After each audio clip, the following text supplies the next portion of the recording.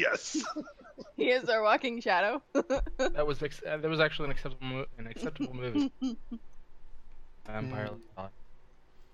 Tarhun and Kairu, we are like really epic. Shit, I can't remember the word now. It was going to be grand. I think shit we've covered it. No. They're really epic shit. Yeah, that's right.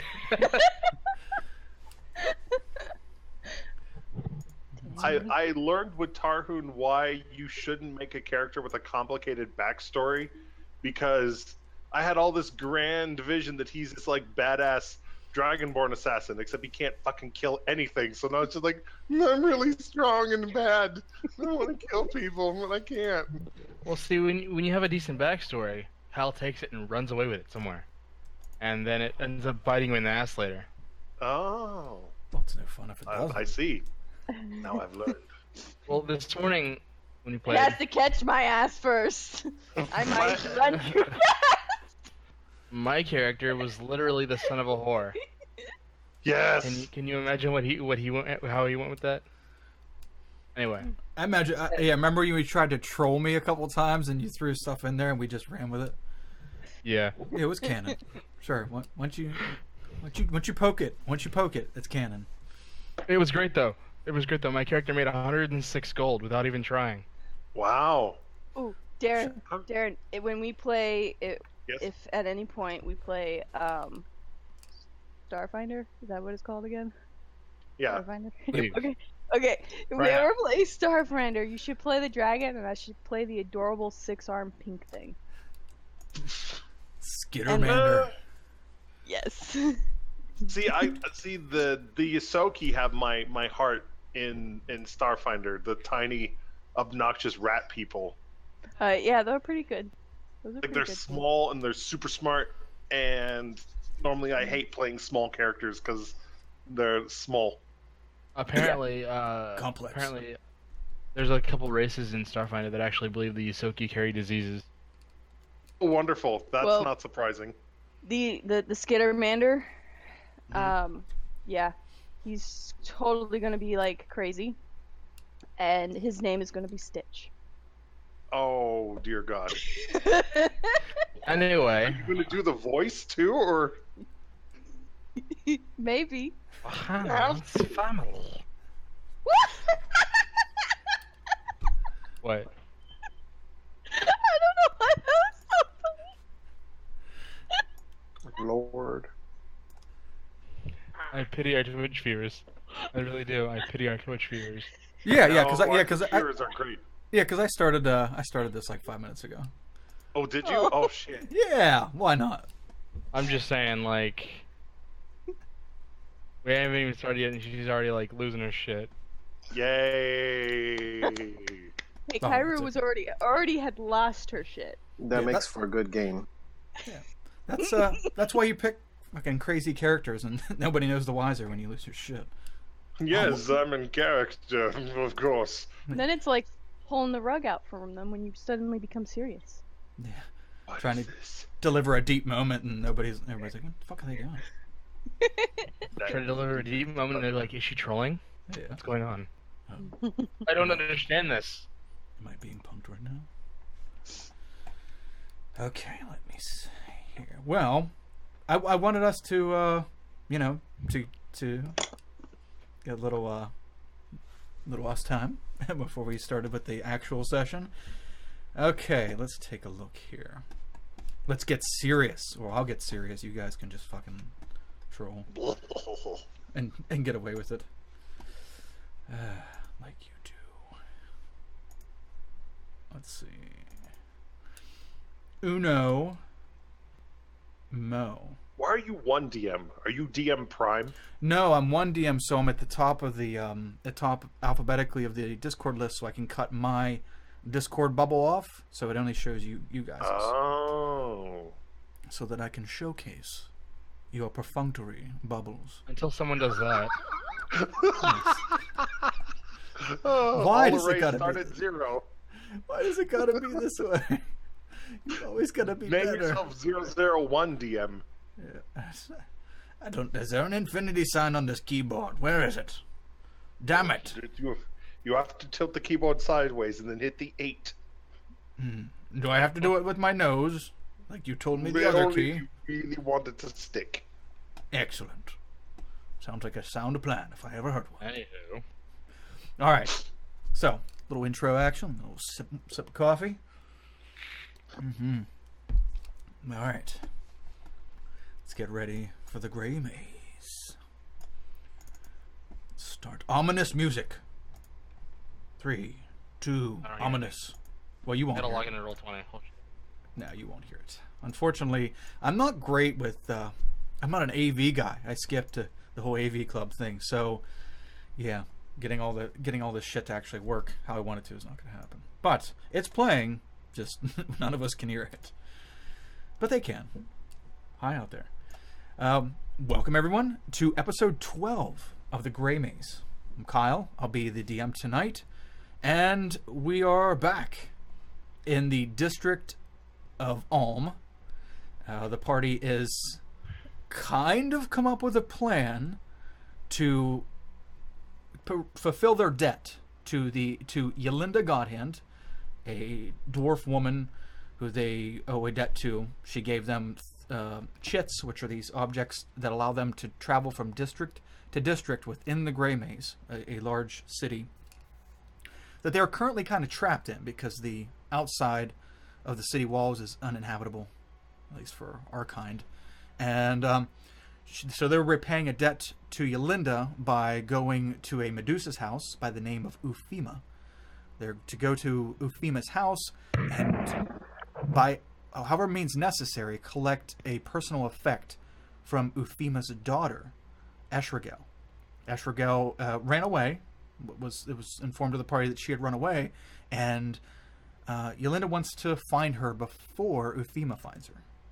Now, last week, the party we finally all got back together, and they were planning and trying out some different strategies to maybe get into the house or get access to this item without necessarily fighting or stealing.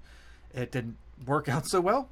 Tarhoon managed to make it in there and found out some interesting facts that indeed Eshragel has been gone for a long time. She's not just recently missing, and her mother doesn't seem that concerned. Seems that she can handle herself and is okay. Good riddance. So this week the party gathered up and left the area where Ufeema lives and went back to Moody's Emporium, where Moody, a shop owner in the district of Ulm, took them in and kind of helping them out, and is very awestruck by them and their vast experiences with their journeys and stuff, being adventurers, because he himself is not really an adventuring type, but he loves to live vicariously through the people who come to his shop, adventurer types. So we're going to pick up this week. The party had it was probably 3:30, I think, in the morning, so you guys got back to Moody's, and Indigo went into the corner after claiming he did not have invisibility spell, so they couldn't continue the mission. Went into the corner and turned invisible and went to sleep.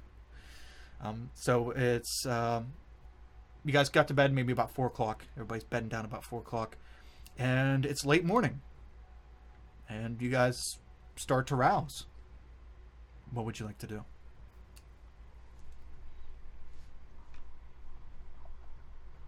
Wake everyone up.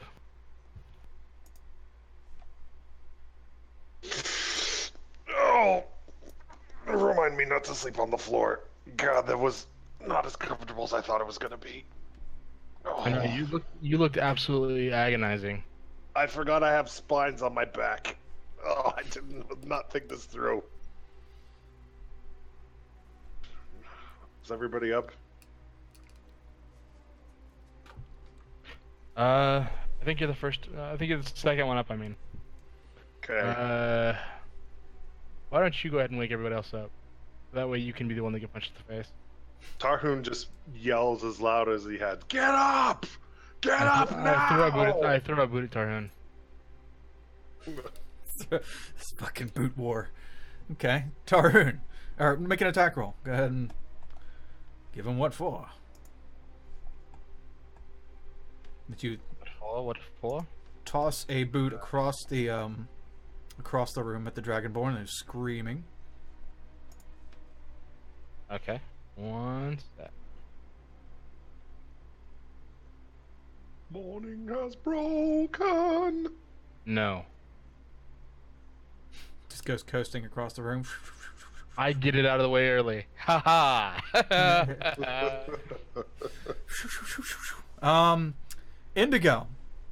I hit Moody with it. Indigo. You are awoke to a boot into your nose. Your nose begins to bleed. Again?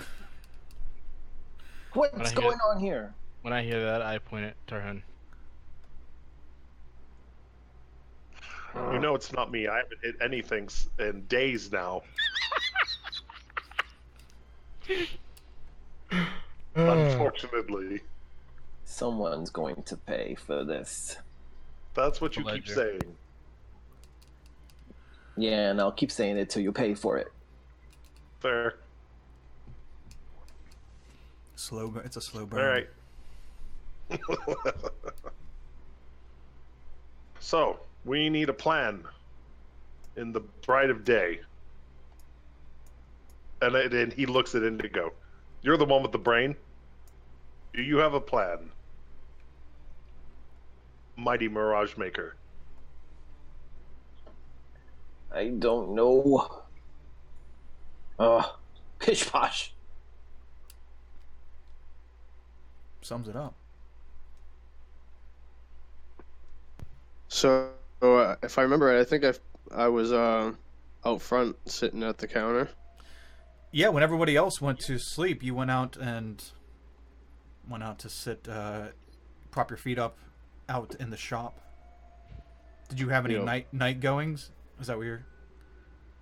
Yeah. Oh, okay. So So- as they're trying to figure out what they're doing in the morning, let's recap very quickly. What did you do last night after everybody fell asleep?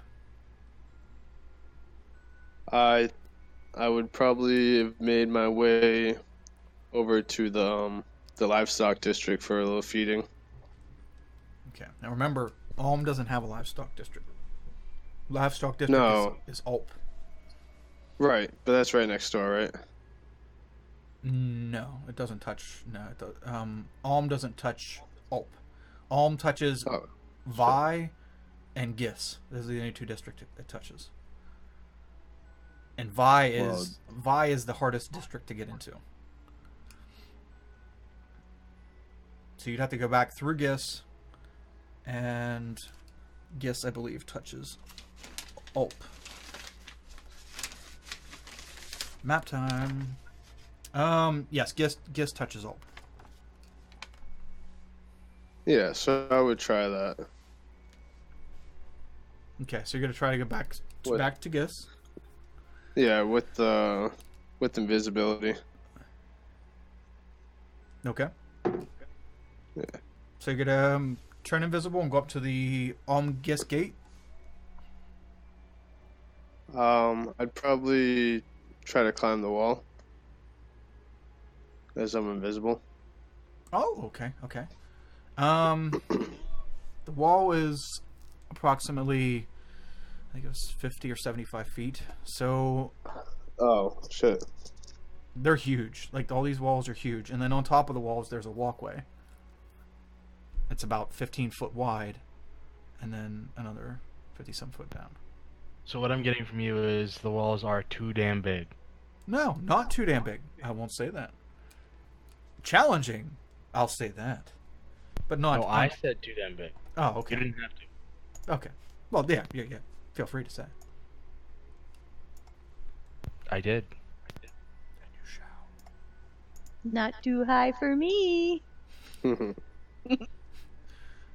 high to catch a crossbow bolt in the side of your face as you crest the top. Who said that? Nobody. So yeah, I would try that. All right. So you climb up the wall. You see once you get to the very top. Well, all right. Let's do it formally, I guess. Give me athletics check. Dun, dun, dun, dun, dun, dun, dun. Dun, dun, dun. For half your movement speed, which would be 15. Free top. Oh, nice. Very nice. Okay. Easily. First 15 feet. Done. Okay. Well, actually, we'll say 30 because you can sprint. Well, I mean dash. Use a dash action. Double your speed and then just half that. So, okay. So you make it 30 foot up. Second athletics check. You are now almost in the middle of the wall. Okay. You lose your grip as you're climbing the wall, and you fall 30 feet for 3. Damn it, Vlad, don't re-kill yourself. And you take 11 bludgeoning damage. And roll a concentration check for your invisibility, please.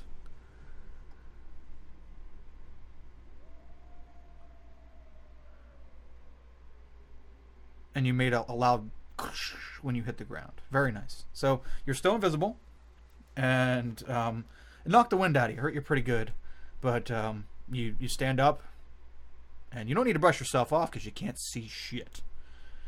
But you did make a loud crash as you and your armor hit the ground. Stand up, and you don't see anybody. Nobody seems to have noticed you yet, or at least that nobody in the immediate vicinity. What would you like to do? Yeah, I'll try it again.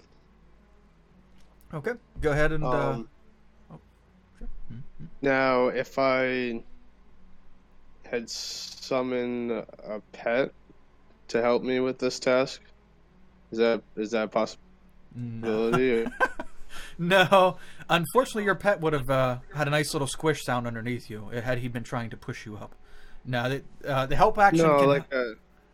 like a bird or something that would secure a rope or something like that, maybe. I don't know. That's a stretch. Or like a. Oh, okay. If you had like a monkey or homunculus or something that could actually tie, okay. But yeah, I don't. A bird going up there and tying your rope to something might be a fetch. All right. Yep. I mean, you could summon one and try it. By all means, I'm just letting you know. Realistically, you've got a rough idea of what it's like up there. There's really, I mean, there's nothing loose laying around that is going to be able to tie it to. It's a wall. It has a lip at the top, like not a parapet, but where it goes up and down, and that's it. A walkway, and then the same thing on the other side. There's no like battlements or anything to attach it to. But I mean, you can climb it again. Yeah, I'll try it again. Okay. Go ahead and ascend your first 30 feet with your dash action. Okay, so you get a few feet up this time, and this wall was made to not be scaled the easiest. I mean, it's the main wall. So you get up about 10 foot or so, and you fall down. It's not enough to do any damage, just discouraging. You make a roll a stealth check for me, please. And I'm assuming your armor gives you disadvantage. Yeah. Okay. You start to hear people, two gentlemen's voices walking towards your direction between two houses. You're like, there's a row of houses right behind you. You kind of found the most secluded area to try to scale this, and there's two gentlemen's voices heading your direction.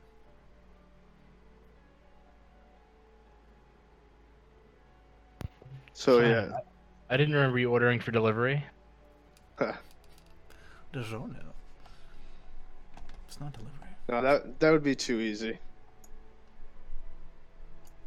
So, But so yeah, I just try. Yeah, I just try again, I guess. I don't know. Okay. Go ahead. At first you don't succeed, try and try again. Okay.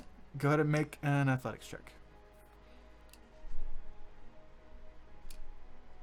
Okay. So you climb up about 30 feet, and you start climbing, continue to climb, and then you hear the two gentlemen underneath you. And they're looking around for something. And the one's like, I could have swore I heard something over here. Huh. And then the Metal Gear Solid sound pops up. No. So they're below you looking around, but not directly below you. They're starting to walk away. Yeah, I hang tight until they get a little bit further away. And then I try to continue to climb. Okay. So you wait, and they get out to the main road. You can actually see them from here, going out on the main road. So they're out of eye shot. Go ahead and make the next 30 feet.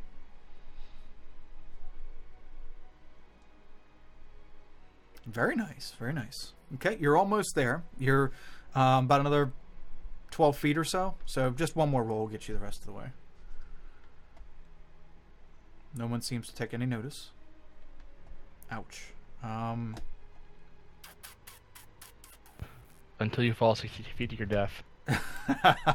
I don't think it's a death. I don't think it's a death fall. But I'm going to give you the bare minimum of 60 feet. Okay, let's check it out here. So you're almost to the top, and you overextend yourself just ever so slightly because it's been easy up to this point, and you slip, you lose. Oh wow, look at that! Three natural ones for the damage. Lucky you. And a 2. So you slip, and when you come down, fortunately you come down and kind of you have enough time to react and put yourself where you're going to kind of land kind of flat. It knocks the wind out of you again, and hurts you, 16 bludgeoning damage, but it doesn't. It could have been worse. It could have been a lot worse. So now you're back down at the bottom.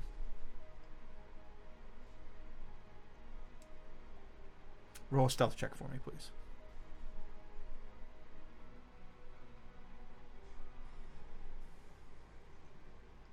Okay. You also, in your good landing, you did manage to, not make as much noise as you did the first time.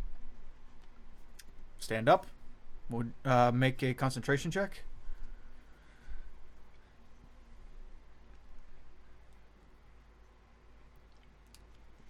You succeed. What would you like to do?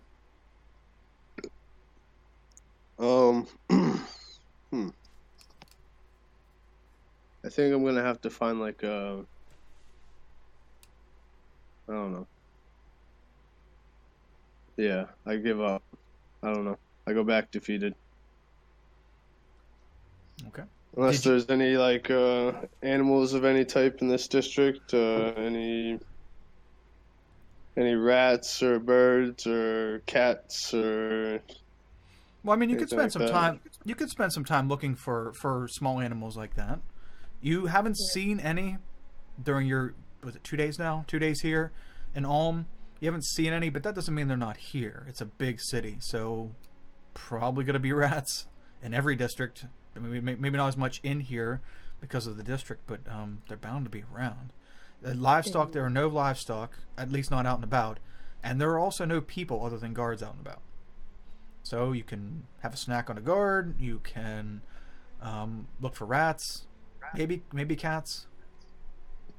Yeah, I'll look for Snail some. with fur. That's true. There is a snail with That's fur true. in somebody's house. That's true. Yeah, I'll look for some feral cats or some rats or some birds or whatever. Okay. Do a survival check for me.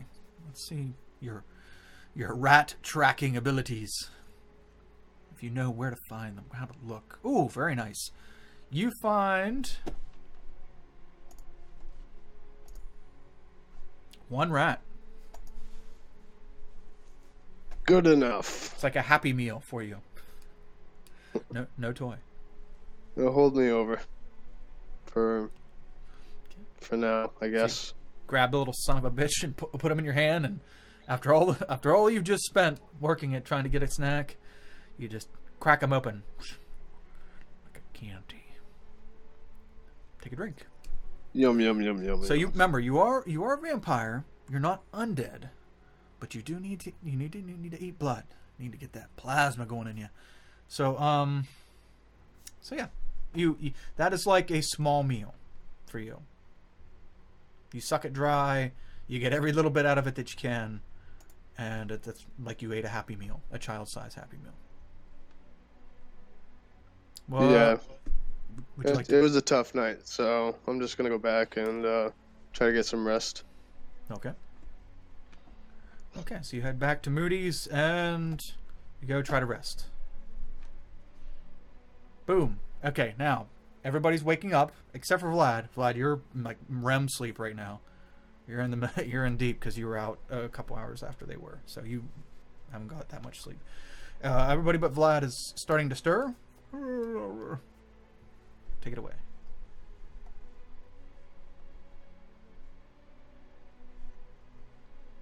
Where's Vlad? Wasn't he in the outer room? I don't remember. Has anyone seen him? Last time I saw him, he was sitting at the front desk. You Looking can like... always check a dark corner. He might lurk there.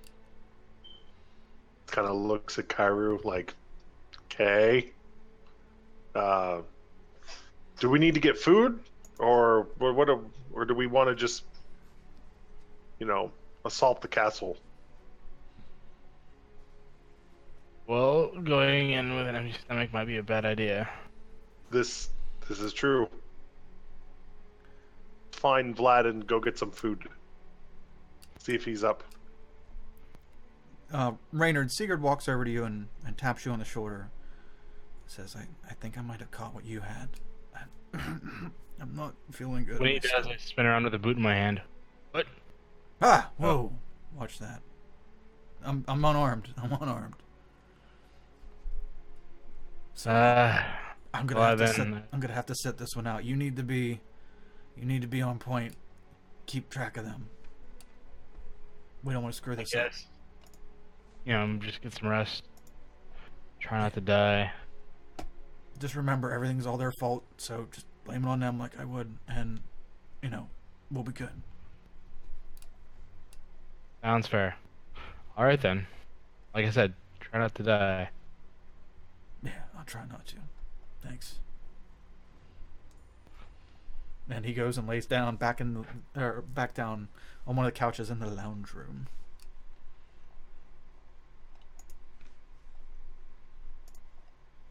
Yeah, he must be sick. He's not laying on stone. Oh yes, that's very unlike him. I don't want to catch it. I'm the only one who hasn't caught it yet. I guess Kairu hasn't caught it.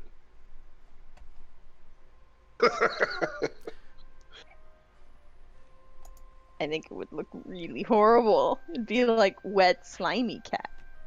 Oh, hairballs.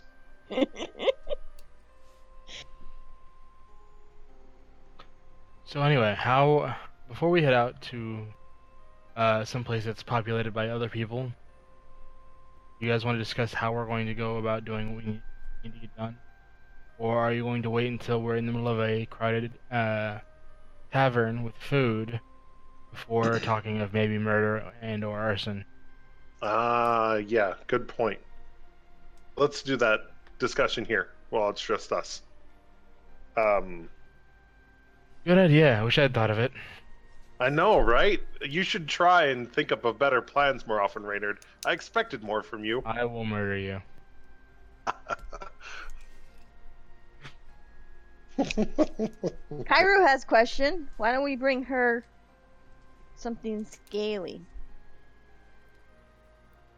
Do you have something scaly? No, but we know of another dragonborn. Oh, so you want to murder him? I see. I'm okay with that, honestly. Just saying, I don't have an issue with it. I mean, I am the other dragonborn in the room, and don't think I'm gonna stop you. Somehow I didn't think that you would, so. Oh, a little disappointed, but I suppose I earned that. Yeah, you did. Yeah, Just Just a bit.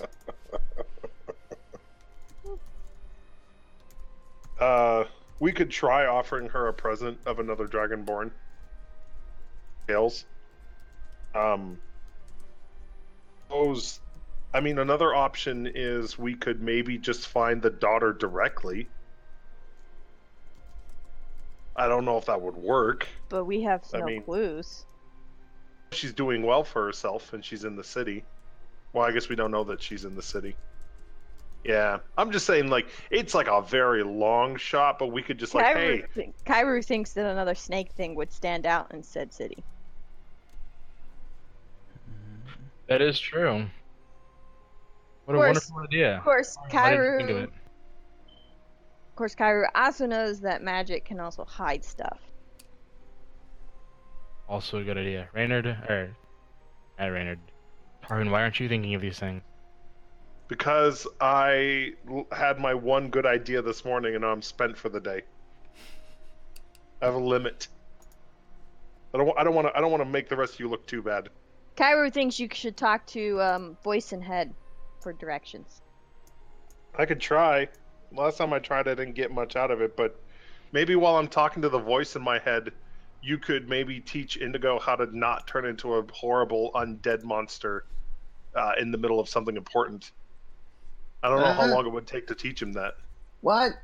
Quite wild. Indigo, we need you to figure out how to stop becoming a zombie at important times. Maybe if someone stopped. Maybe being zombie at important time this time might be good. Needs to be at his will, not just bleh, and then he goes.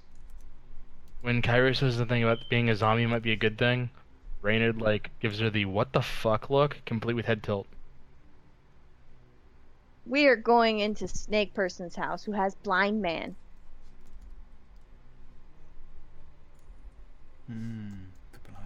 At this time, Moody walks in from the shop. Oh, I thought I heard everybody up.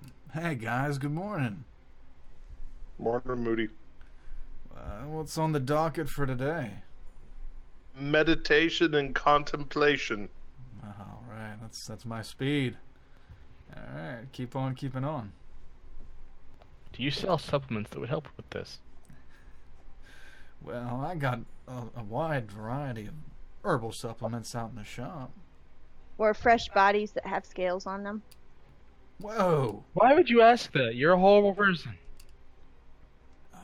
I do have something that has scales on it that you guys might like. Is it your counter? No.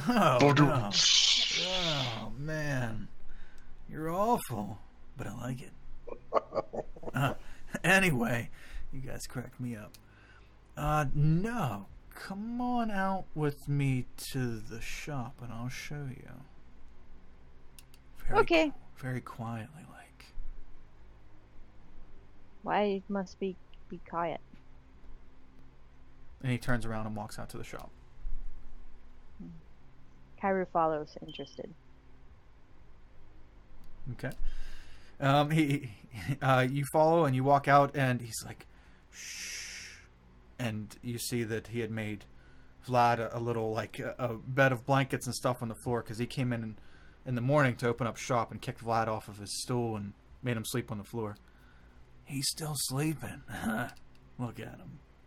So peaceful and vicious looking. Oh, anyway, over here's what I got. I was thinking of you guys when I was trying to sleep last night. No pervert shit, but check this out. And he pulls a box and opens it up for you, Kairu. And when he opens it up, you see a small, or not a small, this box is probably 3 foot long by 2 foot deep. A wooden box, very fine crafted wooden box. And he flips the latch on the front of it and opens it up. And inside you see it's lined with like a velvet substance. And you see in it a small, not small, dog-sized lizard head with white cataracts-looking eyes. And the head is alive, but that's all that's in there. It's like severed and cauterized at the base of the head, and the snout and the mouth has like a belt around it, and it's cinched, so it's just in a consistent trying to open its mouth, and its eyes are glazed over. What is this thing? It's a baby basilisk head. Cool, huh? More importantly, what the fuck, Moody? No, man, no, I check it slap him. out. Dude, what the fuck? I want to roll my knowledge to see if I know what a basilisk is. Okay, go ahead and roll a nature check.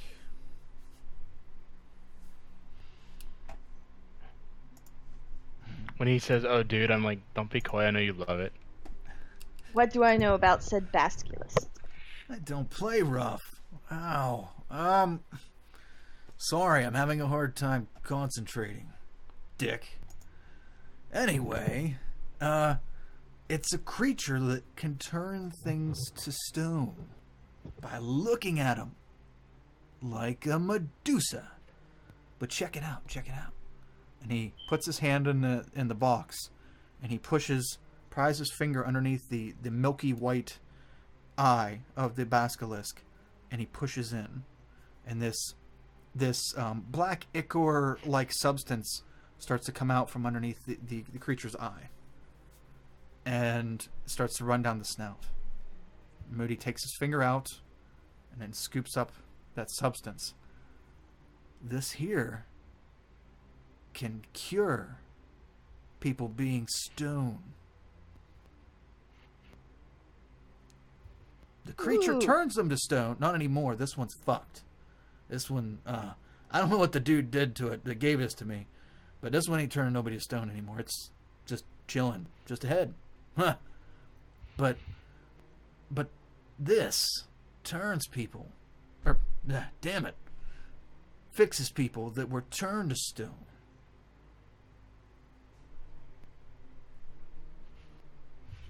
Maybe Ooh, that could be useful. Maybe Kyra wants to have some of it. Hoard the head.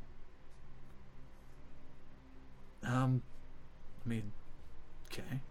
So, cat lady person thing. Do you have anything from your travels that I could keep in my shop here as a memento? You see all my cool knickknacks? These are all from adventurers, and everyone has a story. I'd like to trade you this item for something of yours that has a story. I pointed at Taru and said, "You can have that." I mean, it's fair, lizard for lizard, right? Hyru ponders a minute. Really hard. True. Takes off her earring of a black pod, like really fancy piece of wood sculpted thing. Earring. And studies it for a while. And she's like, "This is all I have. It is my clan's totem. I think it's the only one left. It's all I have of my totem, of my tribe and family." Wow. And you give that to me?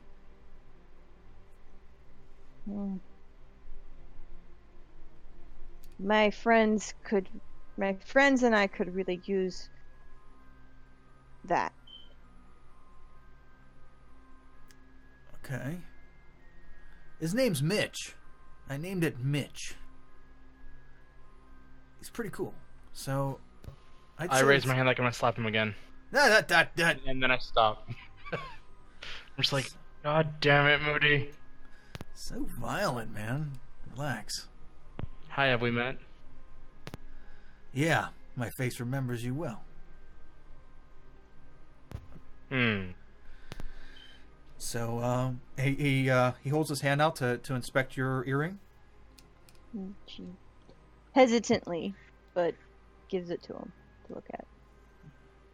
Is there any other special stories with this and your clan? I've never seen this one before.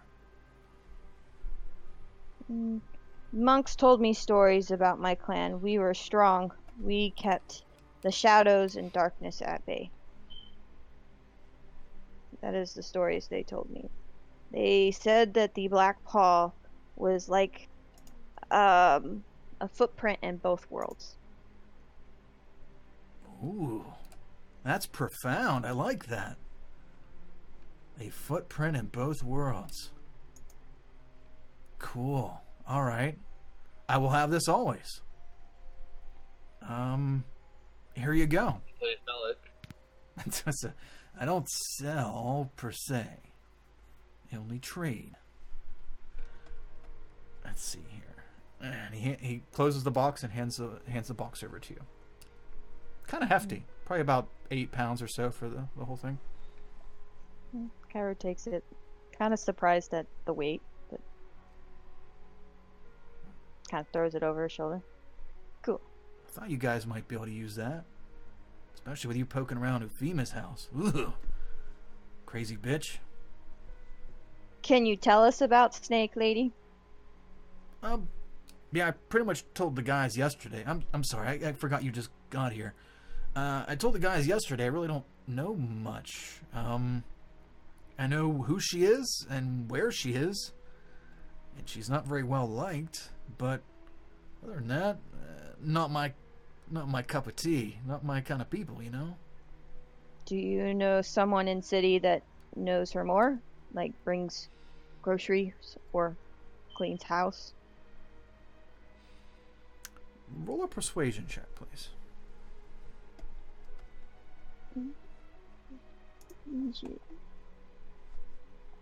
Ah. No. No. Do you know person who can help? Please tell Kairu. Nothing but love. Yes. No, not at all. Sorry, I don't really know anybody that can help. Worth a shot.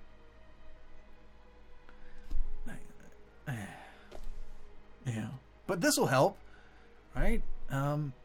Yes. It keeps us from being stoned.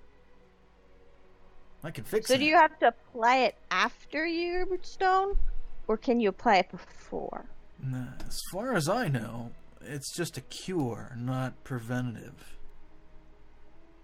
Gotcha.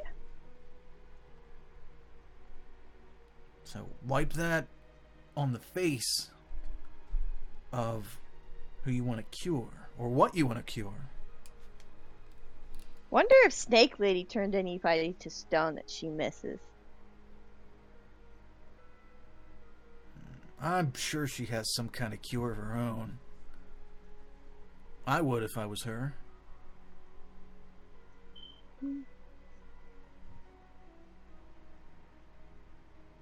True. Cool. All right, I'm going to go set up the stuff outside. So if you guys need me, I'll be out there for now. Okay. And he puts your earring in his ear. And Okay. walks out front. As he walks out, Cairo just kind of, her tail drops down to the ground a little bit as she watches it leave. And just kind of shakes her head and looks, okay, now what?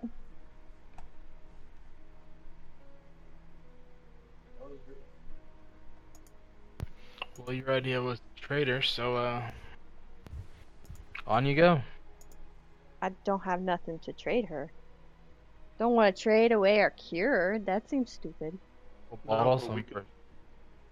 We could go get the other Dragonborn. He seems fairly well liked, though. Hagar. The copper one. I was always curious to see another Dragonborn. We Well, wouldn't need to... Yes, Reynard? I wasn't assuming you were talking about yourself because you said the words well liked. Oh, no, see, I said he is well liked. I know that I'm not well liked.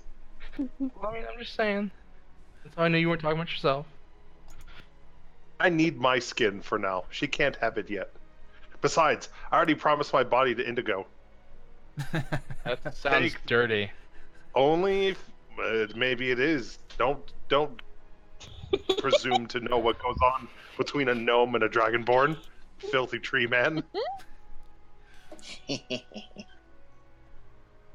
The chuckle didn't help any. But anyway. Or did it? Do we need to eat first and wait for Vlad to wake up? I say you just kick him, wake him up. If he was out all night, that's his fault. Why would he be out all night? I mean, up all night. Sorry, my bad. There are not very attractive people around here. Freudian slip. They aren't very attractive people in here either. Oh, Indigo. Oh, ow, that hurt. I just got it. That completely went over my head. Anywho, yeah, let's go get some to eat, and then we can wake up Vlad in any sort of way that you deem fit. You're the one doing it. Okay. So, where would you guys like to eat? Place there's food. Okay. There's a deli down the street, owned by a dragonborn that you'd like to murder. I didn't see anyone murdering him. Sure, I just meant as a generalization, you know. There are members of our party. I think I probably wake up when all the commotion, when they walk past me twice. Yeah, I'd Like say 4 people, 5 people. I'd say you roused as they're talking about you, standing over you talking about you. Yeah, you'd probably rouse then. You're tired. You're pretty tired though, because you only got a few hours of sleep. So Vlad gets aroused when we're talking about him. So Oh Vlad, I'm gonna give you a choice here. I'm gonna give you a choice. Since it hasn't, you haven't got a full night's sleep. I'm either going to allow you to gain the benefits of a full night's sleep because you're kind of close, but if you do, you suffer 1 level of exhaustion later today. At some point, you're gonna start to get pretty tired. And that gives me a disadvantage on my skill checks or whatever it's called. Yep, skill checks. Abilities. Yeah. Yeah, I don't think it's saves. I think it's just checks. So you can either go back to sleep, get your full rest, or you can carry on now, get your full rest, and later be exhausted, or not get your full rest and no exhaustion. Yeah, I'm gonna wake up with them and go to breakfast with them. Okay. So You look pale. You're funny. So which would you like to do? Do you want the full night's rest benefits, or do you want to not have the chance of suffering exhaustion later? Yeah, I'll take the full night's rest benefits and just be exhausted a little bit. Okay. Exhausted. You're not yet, but between like the damage the amount of climbing you did and the falling you did and the abrupt stop at the end of the falling each time, along with the adventuring you did the previous day, yeah, you'd be essentially skipping working out, doing a workout, and having a full day and not getting rest. So later on today, you run the chance of exhaustion. Go ahead. All right. Yep. Sounds good. Oh, what's up, guys? Good morning. What are you guys up to? Well, Targun here was talking about how to violate your body while you're sleeping. But, you know. Well, I can pretend to be sleeping. You heard him. Go at it. Cairo has a head in the box now. So that's a new thing. Yeah, see? And I open it up and I show him. Wait a tangent, Targun. Wait a tangent. I don't want to do anything in public. Cool. It squeezes out black gush out of his eyeballs when you poke it hard enough, and it's a cure for if you're a stone. Well, Not that sounds stone-edged, though. very useful and very gross at the same time. Wait a I minute, love it. Moody. It's a cure for when you're stoned? Don't you need it more than we do then?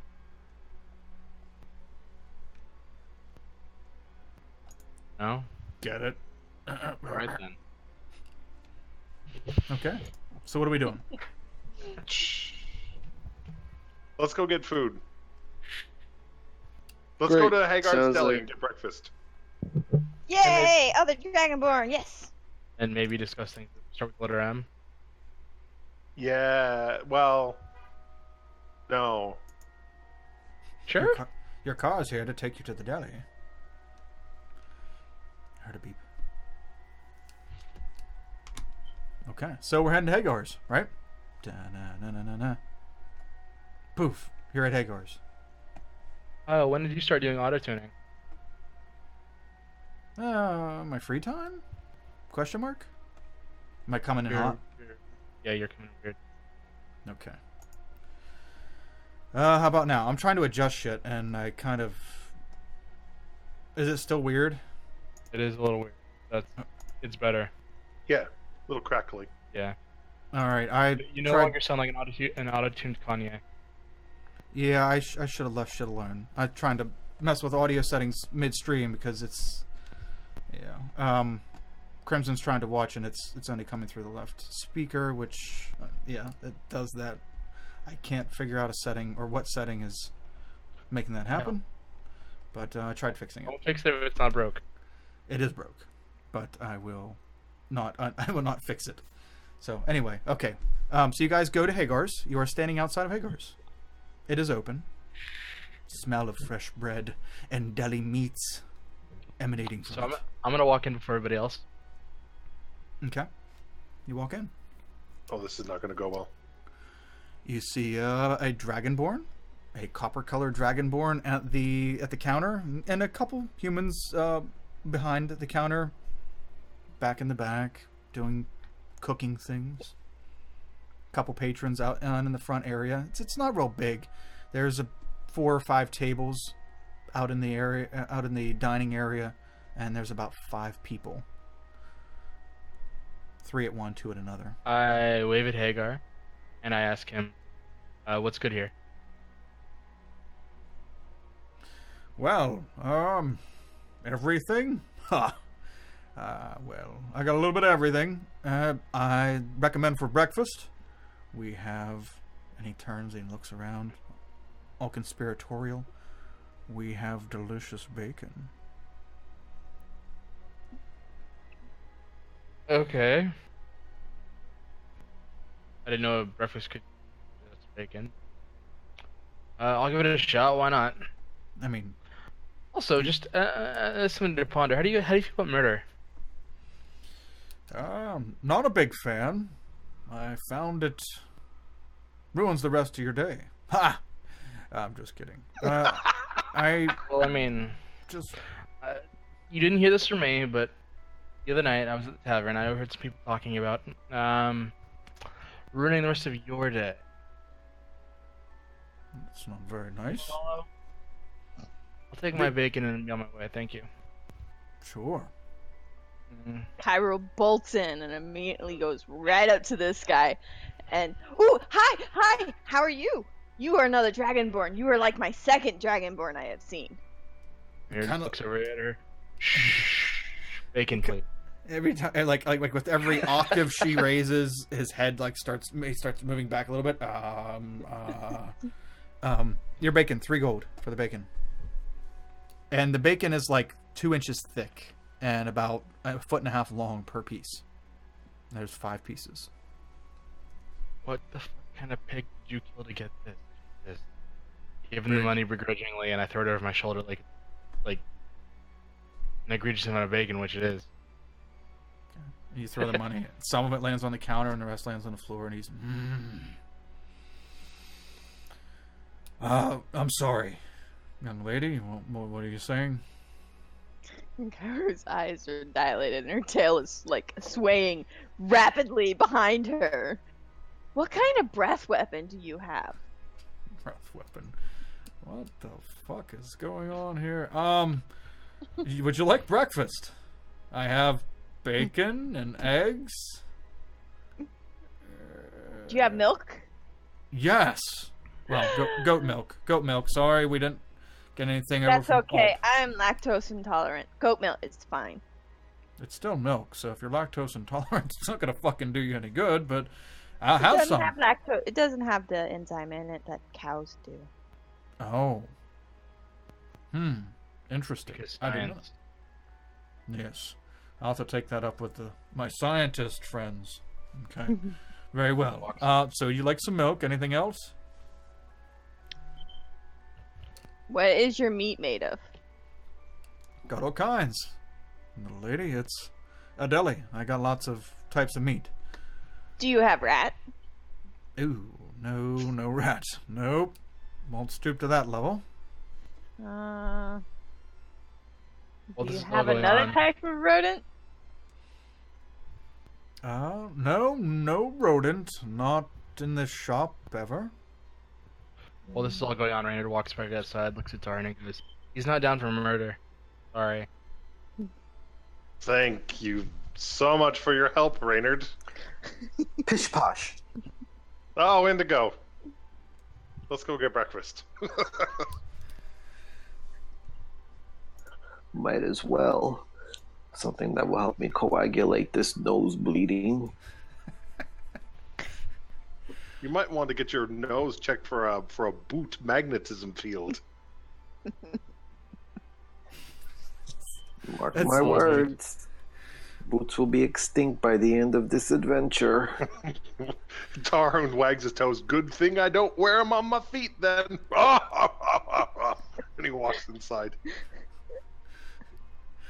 Very good. So you walk inside and you see your tabaxi friend chumming it up with Hagar, and he's like, no rodent, but what can I get for you? You deserve better than that. Go ahead. What else are you looking for? Do you have sheep? Yeah, we have lamb. Close enough. Lamb works. Okay. Lamb and milk. Lamb and milk. Great combo for breakfast if I've ever seen one. Okay. Larry, lamb and milk. Milk warmed, just slightly. Okay. How much? More milk, Larry. For the both, 2 gold to cover it. 2 gold. And I hand it to him. Okay. He takes it. It'll be in a moment. I'll yell for you when it's done. How do you want your lamb? Do you want it cooked? Not cooked? Cooked, fine. Okay. Next. Oh, it's the Dragonborn. Hi. Yes. Good to see you again. Hello, Hagar. Good to see you as well. I saw that you have bacon. It's true. Yeah. Oh, very true. Raynard pops his head in. That's the guy I was telling you about. Have a good day. Oh. Don't. He's not quite all there. We just humor him. It's easier that way. Please pay him no mind. And Indigo stares at you with a eye twitch. Yeah, what he said. Okay, so Now, Hagar, what I want is a hefty piece of bread, toasted, piled on top, and then 3 fried eggs, some cheese, and then the final piece of bread. Can you make me that? With no bacon. No, the bacon is in the middle. The bacon is the main piece. Reynard, get out of here. You're ruining my sandwich. He's ruining my appetite. all right. So you want 1 piece of bacon, 3 eggs, and a sandwich, toasted. I want more than 1 piece of bacon. How much bacon did the crazy human buy? 3 pieces. How much was that? Or 5 I want pieces. 3 pieces. I want 5 pieces of bacon and 3 fried eggs and a big slice of cheese on top and melted a little bit in between like toasted bun. That's what I want. Even folded up, that sandwich is going to be like 2 feet tall. Look here, Copperborn. I know what kind of sandwich I can handle, and I want that sandwich. Can you handle it, or do I have to go to a deli that can? He can't afford it there either. Oh, really? Dragonborn worth his scales that can give me the sandwich I deserve. Well, you insane fuck. Sure, I got what you need. It's 8 gold. Perfect. And Tarhoon looks at the gold pieces before he hands them over because he hopes to get them back very soon. And he gives the 8 gold. Okay. And waits.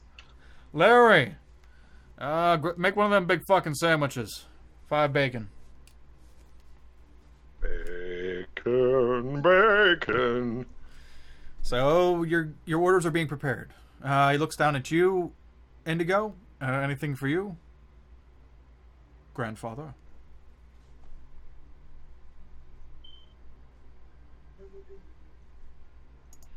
Cricket. Cricket. Indigo. Tarhun nudges Indigo. Indigo. It would help if I pressed the button, right? He occasionally goes mute. Don't worry, it's a wizard thing. Yeah, I'm sure. It's like, I'm sure. I'm feeling a little fillet You of lights soul. up in Discord, but nothing is coming out. Are you not hearing me? Hello? I hear you now. Yeah. Oh, thank you. Better So, Mute to me. just, I do not hear this. Just try popping in and out, Kyra. That's what I have to do. Because I Okay. can hear him now. oxtail soup, please. oxtail soup at this hour? Sorry, I won't have oxtail at least later today. That's never a breakfast item. All right, damn it. What soups do you have? Whoa! Calm yourself. I will not tolerate you raising your voice at me. I didn't get this old by being patient.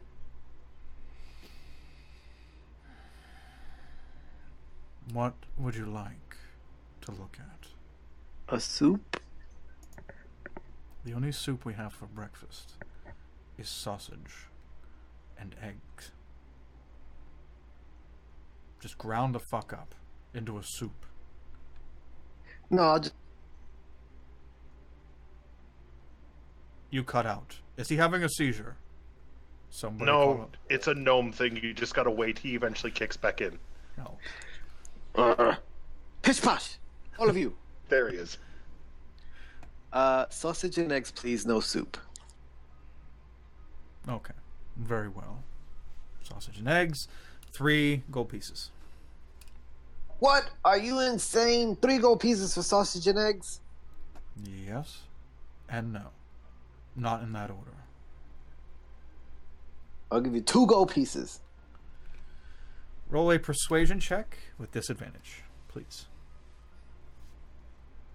With disadvantage. He's not very happy with you right now. Ooh. Well, it wouldn't matter now. Advantage would have been great. Oh, yes, I'll give you everything. Okay, it's still moderately decent. You don't look like you need very much. But your friend over there looks like he needs it. And he points at Vlad. I'll give you 2. 2 gold for the lot of it. Consider that a favor. Thank you very much. It's a pleasure doing business with you. Did you give him the 2 gold? Oh, yes. Here. Okay. Because I worded that all funky, so I want to make sure we weren't playing on words. Okay, so looks up at you now, Vlad. You look a bit peckish. Are you going to eat his leftovers, or do you want to order something too? Oh yes, good morning, sir. No, yeah, I would like to order. And I just point and pick something random off the. Is there a menu or something? Yep, it's up here. He points to Yeah. I'm like, I'll take that. What do you call that? I was pointing in my head. It's in my head. I don't have a menu. Oh. You Yeah, ask. oh, you right. you ask, and I tell you if I have it. Sausage and eggs. That sounds good. Okay. 3 gold, please. All right, and I toss him the 3 gold. Well, actually, I did notice that little persuasion work, so I'll try. I'll be like, well, how about I give you 2 gold? Pish posh. Well, you don't have a senior citizens discount, so I don't know about that. Go ahead and roll a well, persuasion check. you might not be so sure. I'm older than I look. But yeah, here we go. You don't look a day over grave.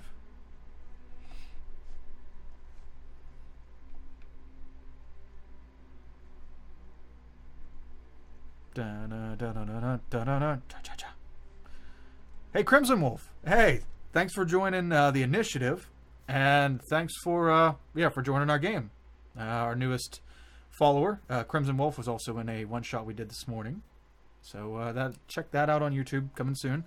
And thanks for hanging out with us, Crimson Wolf.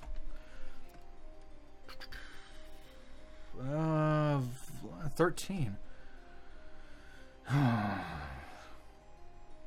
Oh, fine. I don't want there to be a tiff between you two later. 2 gold, it is. You're a good man. You're a good man. Thank you. You're welcome. Cha-ching, take 2 gold off. And a few minutes later, you guys' meals start to come out. Poof, poof, poof. And you guys are blessed with bountiful food. What would you like to do? A few tables open. Sit and eat. Okay. You guys sit and eat. Would you like to do any conversing while you're eating? I tell Taru, I was like, "You're a much better dragonborn."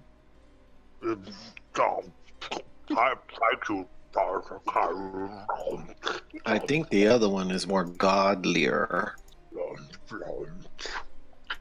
Hey, Indigo. Let me swallow. I bet he's got lots of bones on the inside. His skin to the lady. This is exactly what we were supposed to avoid doing. Whispering. I worry about you when you whisper through those teeth. All the better to gnash the bacon with, my friend. Which...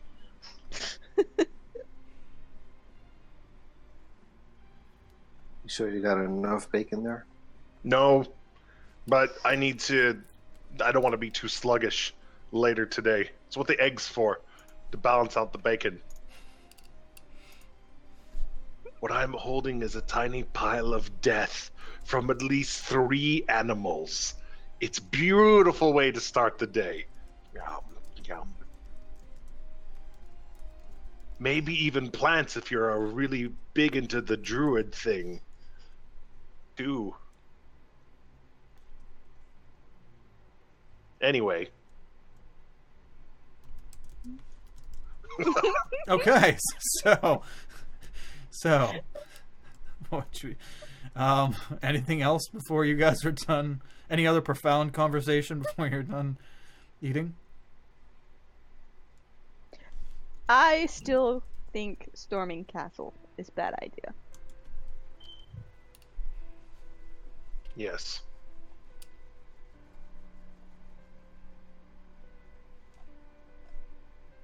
Good. Very good. You guys are making strides. Indigo, you're the smartest of us. I know you're kind of not of this, but do you have any ideas with your big, and he kind of points at his head, gnomish brain? You want access into the lair of the medusa. Get something of we need something of Astragale's, and then we can go. We don't have to kill her. We just got to get something of Astragale's that'll make Yolinda happy. Well, why not just take the butler that answers the door? 'Cause he's scary. That's... I'm not sure it works that way, but you're the magician. Maybe it does work that way. Like a personal item, not something that was literally owned by the estate. We could try. But then we'd have to go back to Yolinda with a butler. And that will... I'm pretty sure that will raise some questions at the gate. Got it. I have an idea. I can turn one of you invisible and you can scale the walls and grab something from a window. Yeah. But we do not know if these windows can even be open. Oh yeah, that's right. We were going to figure that out last night. And then... Well, it's daytime, isn't it? We can go take a look and see if there's any coverings on the windows. True. We can scope the tower.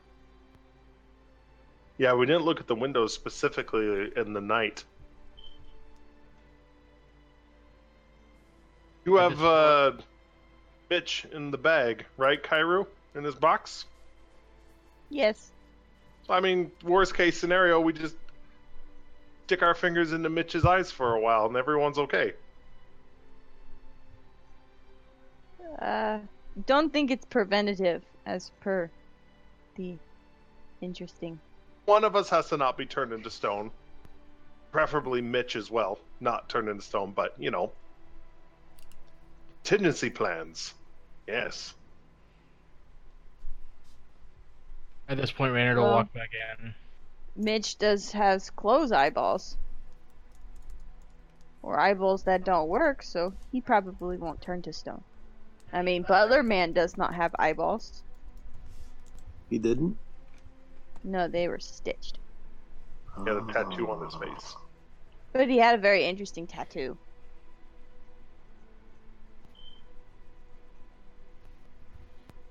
Yeah, at this point, Raynard walks back in with a piece of bacon hanging out of his mouth like a child with a by the foot. Let's do that then. Once we finish eating. So, Speak up, Raynard. We can't hear you from over on the other side of the room. Come sit by us. Speak louder. have you guys decided what you're gonna do? Dear Yes. God. We're gonna go take a walk by and take a look at the windows at the tower. So you're not gonna murder this guy? No, he's after you. Yeah. Okay. Well, I don't condone stealing stuff, but if I did, I would suggest that maybe a traveling salesman of some type visits the estate, and when they let him in, if they let him in, someone invisible, or maybe a couple people that are invisible, sneak in behind him. Well, Vlad, you're the only one she hasn't seen. Well, you and Sigurd. That what? You and Sigurd, actually, you, Sigurd, and Indigo are the she hasn't seen. Well, that's true, actually. So are you volunteering to be our sacrificial lamb? I can't do that. Well, Well, I can do that. I'll do that. Yeah, I can do that. Good, because I wasn't going to. you will be greatly missed. No, then you must be the invisible one that goes behind him. No, I can turn someone else invisible. And actually, Kairu, you're Got it. probably the best bet for invisibility. You can sneak in and out. And move 1,000,000 feet in a minute. Doesn't do me any good if I get turned to stone. So here's my suggestion. And I lean over the table since I'm the shortest. He goes in as the fake traveling salesman to get their attention at the door. And Kyra will invisibly sneak into a window, grab an item, and sneak back out. Invisibly, of course.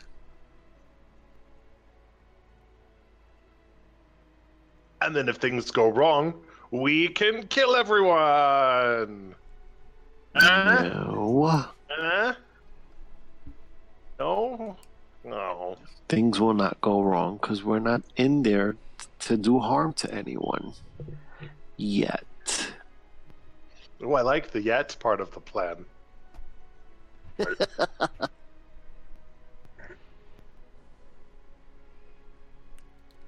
So, Okay, so it sounds like we all have a plan. The kitty sneaks in invisibly and ransacks the house while Vlad there is keeping her attention on his face. And his lips that are moving while he's talking to her.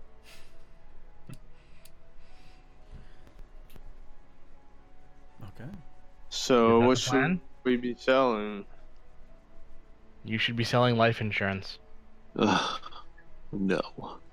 Sell Well, I her mean- corpses. I mean, do we have a No. corpse to sell? Sell her the box with the thingy. Mitch? Actually, what else that would be good to have on hand, I think. Yeah, you're selling it. If she don't want it, at least you're protected. Case closed.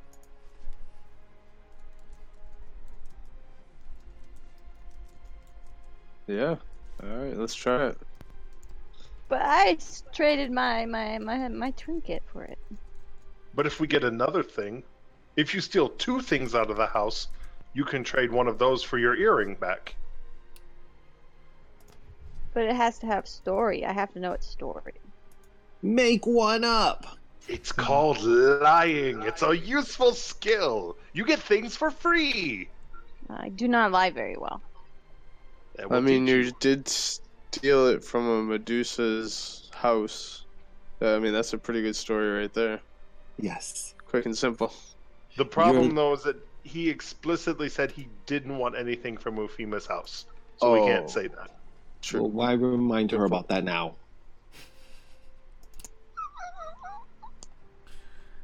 You should have waited till afterwards.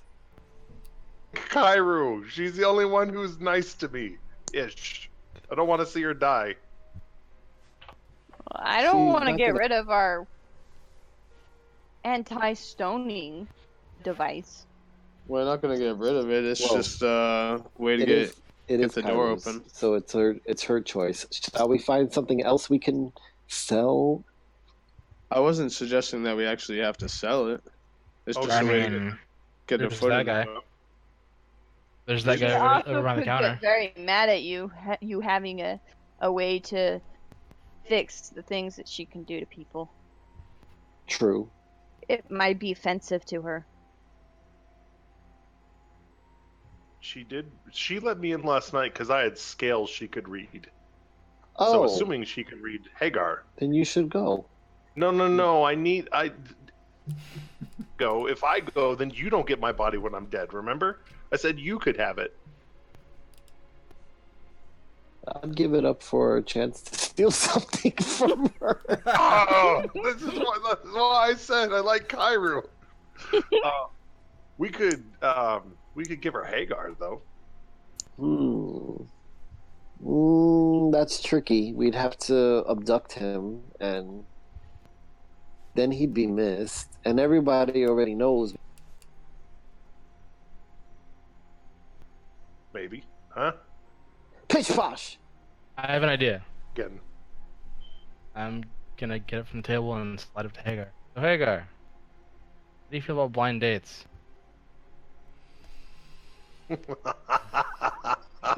I don't really date. It's a Thanks. fun. Thanks for asking. Oh.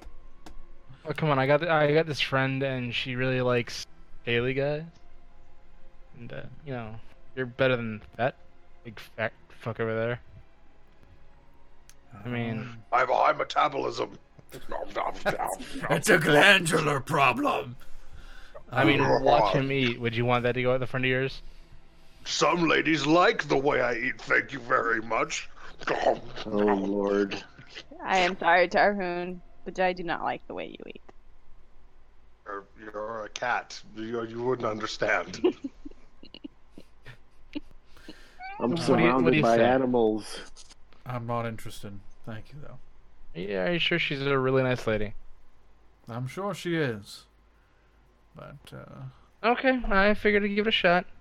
Well, if you Yeah. change your mind, I scroll down Ufeema's address. There you go. No. okay, I'll keep that in mind.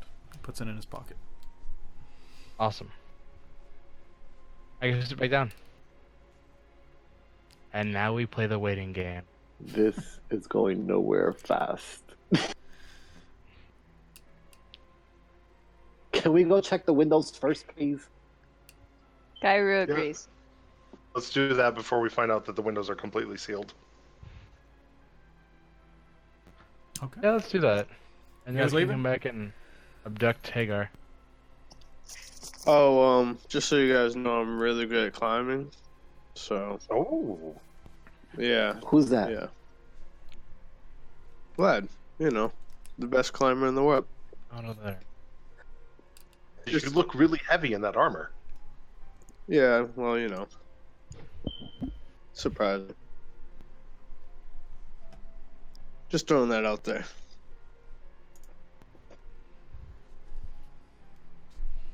Okay. Then maybe he should scale the wall with me. Sure, I could turn both of you invisible. No, you got this. No, yeah, no, it's just, that's cool. I'm just saying. Reynard slams his fist. Onward! Onward. Onward! Onward. Smashes Dun, dun, something. dun, dun, dun. Goodbye. Dun, dun, dun, Pish dun. posh. So you guys are at the base of, we'll call it Prod Rock, which is the hill leading up to Ufeema's house. And it is a steady ramp up, and then it plateaus at the top. And at that plateau is Ufeema's mansion. And the one road that goes up there is bordered on each side of the road by 24 houses, a dozen on each side. And you guys are at the base of Prod Rock Hill. What would you like to do? I sit down next to a tree. Bought a bag of popcorn. Alright, guys, get to it. I have no part in this plan. I hope you choke on a boot. I find a place to hide. Indigos, Indigos, you say, I hope you choke on a boot. A boot comes flying out of nowhere. No, that's not what I meant. You look up, as you're talking to him, he's leaning against a tree that is right outside someone's house, and you see someone staring out the window at you guys from that house. Human, male, middle-aged. As soon as he sees you seeing him, he shuts the curtain. Oh great, we got perverts now. Hurry up so I can get out of here.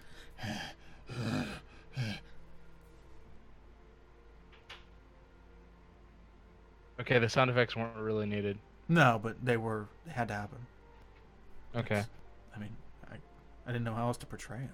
You said pervert, so I had to bring life to the NPC. You can't just call it out and there's nothing there. I mean, true. It's fair cut. Okay, so what do you guys want to do first?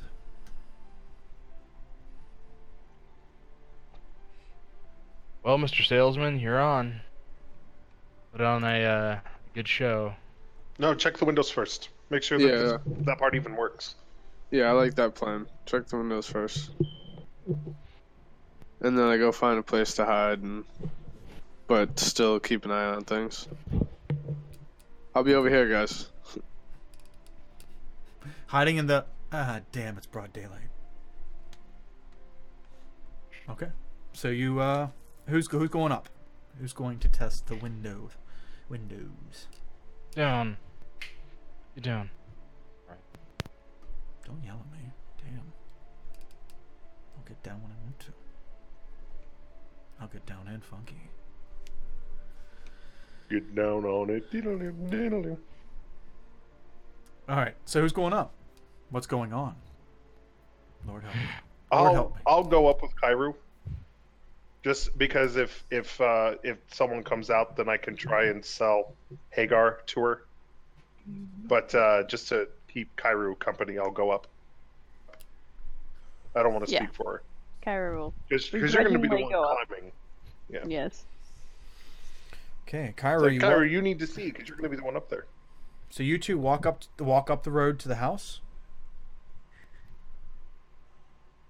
Is that correct? See. Okay. You guys walk up to the road to the house. You see about two people outside their house at this point. One's trimming some hedges, and they give you a nod. And the other person's just sitting on their porch on a chair watching you. They have eyeballs? Yes, they all have. Yep, they all have eyeballs. Oh, and a breath weapon by the sound of it. Yes, they all have eyeballs, and they just look like your normal run-of-the-mill alm people. Too much money for their own good and time. So you guys walk up to the end of the road, and you're right outside her house. What would you like to do?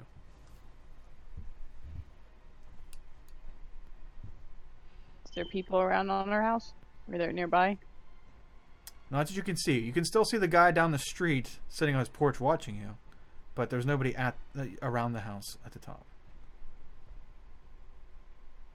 I kind of look at Tyrone. I think we are being watched.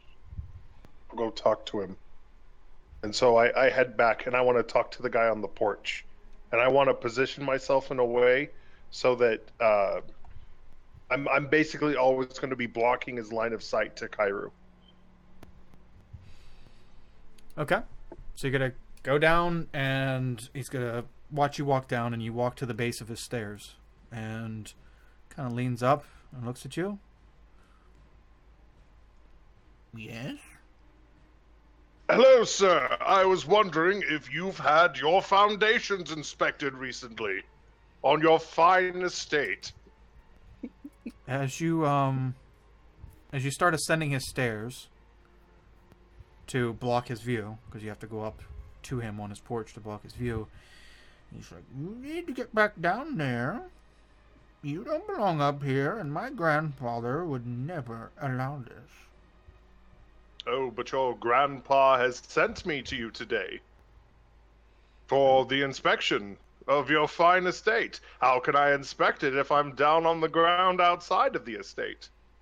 All I care about at this point is holding his attention. Okay. Hey, Kairu. Roll a deception check. Oh. Make sure I'm on normal. 21. Okay. Okay.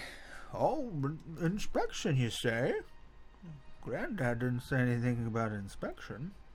Well, it's very, there's a pride in the family estate, and you don't like these things to become public knowledge. That's why we send out our inspectors for that personal touch, so that you know that we're taking care of you. We're not just some random ruffian from Fall or something, or Gis. This is Alm, and things are done properly here. I have paint.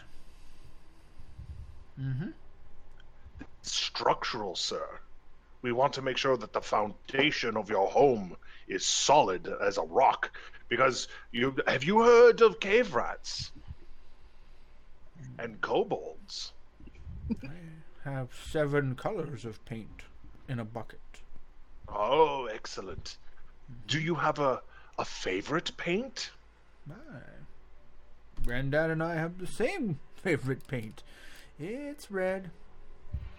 I am also a fan of red paint. Very good. A nice, strong, bold color. But sir, do you have a basement on the estate? Yes, we have a basement. And you are encapsulating. You're encapsulating him. Your conversation is. Okay. You've got his full, somewhat dim attention. Kairu. Kairu then takes his opportunity to go look around at the windows. Okay. Trying to avoid being spotted through the window. Okay. It's broad daylight. You're at the end of Pride Rock, far above most of the surrounding district and the adjacent district of Vi, because Vi is kind of set down in. It's kind of a bowl that's set down lower than Ulm and its other surrounding districts. And so as far as this side of the house, no one's really going to see you other than if they come out of their house on the street. So you look at the first window you come across, and it is a amber glazed window. You cannot see in it. It looks... how do I put it? You can see light in it. You can see like a flickering of some kind of fire. in it. But other than that, it's very clouded and amber colored. Is it shuttered? Like, does it look like there's a piece that can move? Or is it all one solid piece? Yeah, it's all one solid window. There are no... It does not appear to be any latches that you can see. Okay. I'll kind of look up higher on the next level. Preferably without climbing if I could help it. But if I need to get a little bit closer, I'll climb up there. Okay. Roll a perception check, please.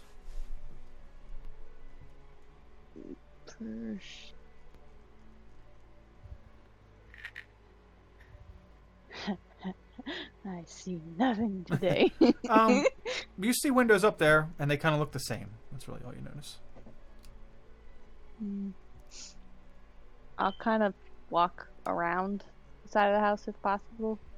Okay. As you walk around the side towards the back, you can start to see down over the edge of the hill that you're on, and you can see, actually, you can see into the district of Vi, and you can see the two main towers in Vi, the Eminent Cathedral, and oh wait, never mind, you don't know the names. So you see these two giant towers, massive towers, and they both look like hands. They come up as one large tower, and then they branch off with finger-like branches coming off the tower, and they're like two large hands. And then there was a circle between them, and it looks like some kind of hole between them in the street, and a very large district surrounding them. It's definitely interesting. Yeah, I mean, the people down there could see you, although you wouldn't look like much in particular. You would kind of be a small smushy speck. So you are able to be seen, but probably not identified at this Okay. height. I'm gonna look around on the building and see if there's any open windows or other windows. Okay. You walk around the entire outside of the tower, and there's about another half dozen windows on the first floor, and they all are that smoky amber.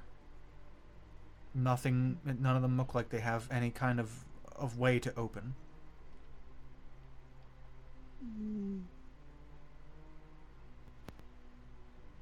Okay.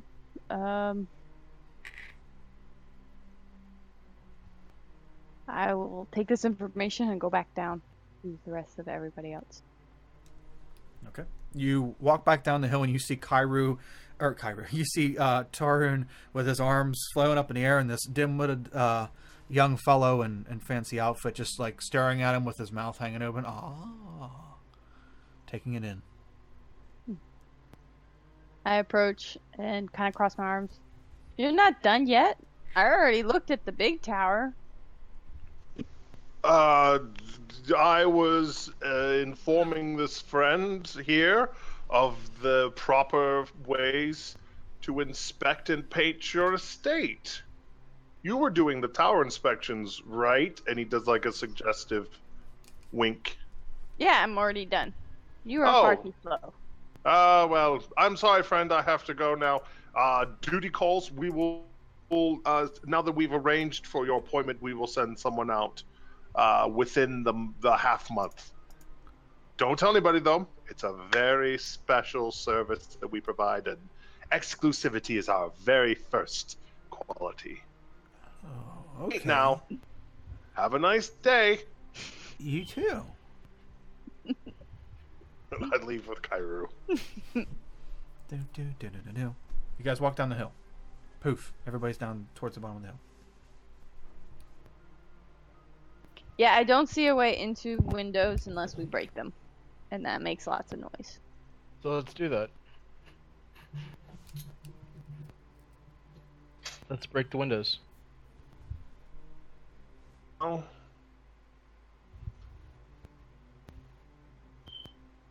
Is there a way to break it quietly? Well, no, I was thinking we throw a ball or something through one of the windows and knock on the front door and ask for it back. And by we, I mean Fled. I don't see that going over very well. You wanted a distraction. Just saying.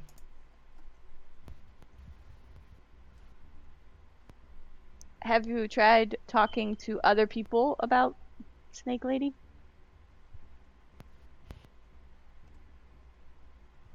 Me personally, no. Because personally, I'm not all invested. I'm not all that invested in this debt that Tarhoon has managed to acquire for himself. But I'm here to help him out because that's what. Because that's what friends are for. And he kind of gives you Okay, like the expectant face. Good friends, you lost me there. You lost Uh, good friends. that's what murder friends are for. I'll buy it. I'll take it. Sold. I'll be glad to be rid of a lot of you. Oh, trust me, I'd love to leave this city as well. Okay, so I where don't are we think heading? that's what you're getting at. So where are we heading, murder friends?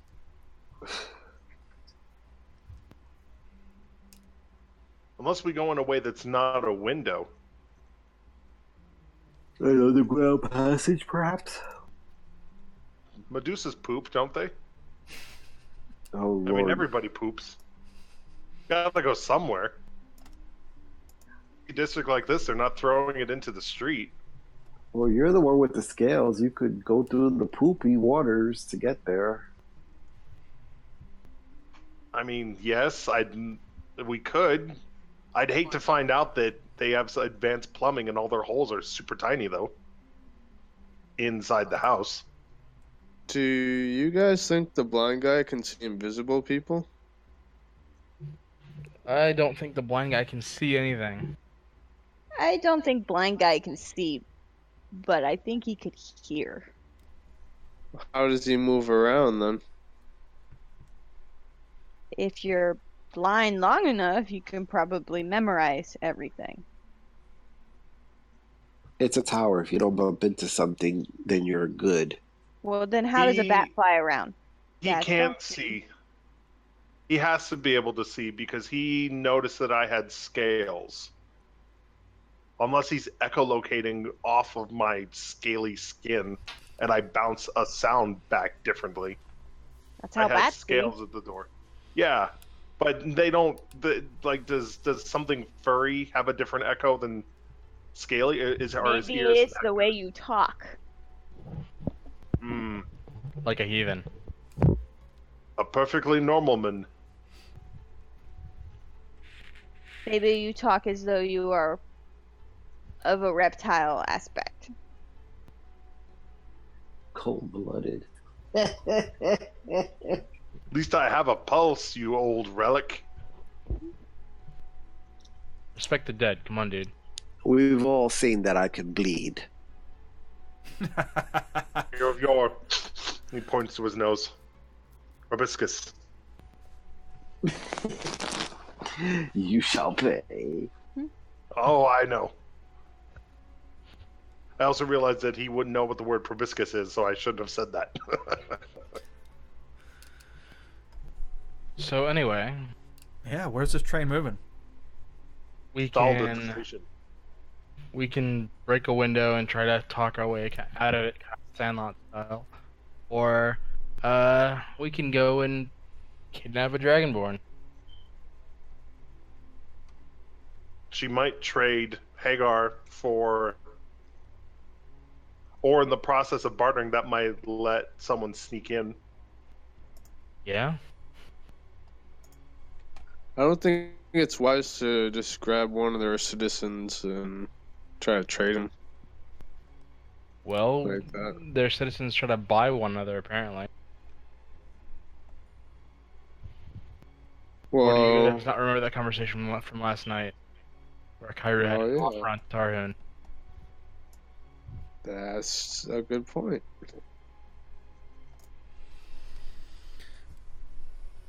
If we steal Hagar, we would have to make this work in a single night. We'd have to get the item and go, probably. That was kind of the plan. I don't like this plan. Get something better. Then. We All right, then, Ancient One. What do you suggest? we could charm him. We could charm Haggard, and he would go along with it. Perhaps. So who's the most charming devil out of all of us? Couldn't be me.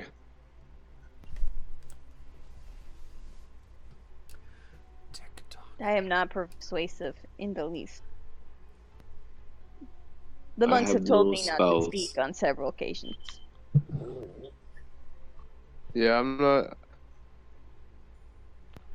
I can't help So- but to chime in, but I'm not 100% behind this whole adventure here. It's not really my thing.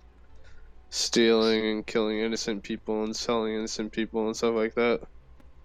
Did Vlad, buddy. Innocence. This construct built by society. Nobody's innocent, man. did Tarun tell us that the butler said that we can make an appointment to see her? Yes, during the day, we had to come back. But No, who was told that, and was that shared? That was me. Okay, so did you share that? Yes. So why don't we just make an appointment to see her so that we can be inside and then I like this plan. well, I don't know. The more people talk, the more I kind of, and I am begrudging to say this, the more I'm siding with Tarhun, whole murdering people plan. Because the problem is that when I got inside for being scaly, I flat out asked for something of her daughter's. So I don't know why. So she kind of knows already what's up. So I'd be very surprised if she agreed to meet us again. Something we could offer her. of her daughters? Yeah, I straight up asked for something of her daughter's that we could borrow to find it, and she was like, "My daughter is trash. She can come home when she wants. She's doing fine." All right, and that's what the lady said she wanted, the daughter's item? She didn't want me to borrow anything of her daughter's, but she did want to read my skin that she would have to take off my body. So my whole idea was that we offer her someone else's skin to read, but it has to be someone with scales. The stories in the scales. I need my skin. Hagar has skin. And you dislike his kind. My own gnome, but suffice it to say that this would get Yolinda on our side again. It would be Yolinda might use us for something else more useful that would get us even deeper into the city, because she still has the best. She's still the best source of chits to move around this place, regardless of whether you owe her something personal or not. Or our punishment is to get turned to stone. Not without Mitch, though. Us is alive. And kick it back in. Yeah. Therein lies the issue. I think we should try for an appointment. Worst is we get turned away and then we have to find something else. No, worst is we get turned to stone and we die. Well, that could be bad too. But Live, it's our only way in right now. That's a good possibility. you can't live forever. Apparently nobody told you that, old guy.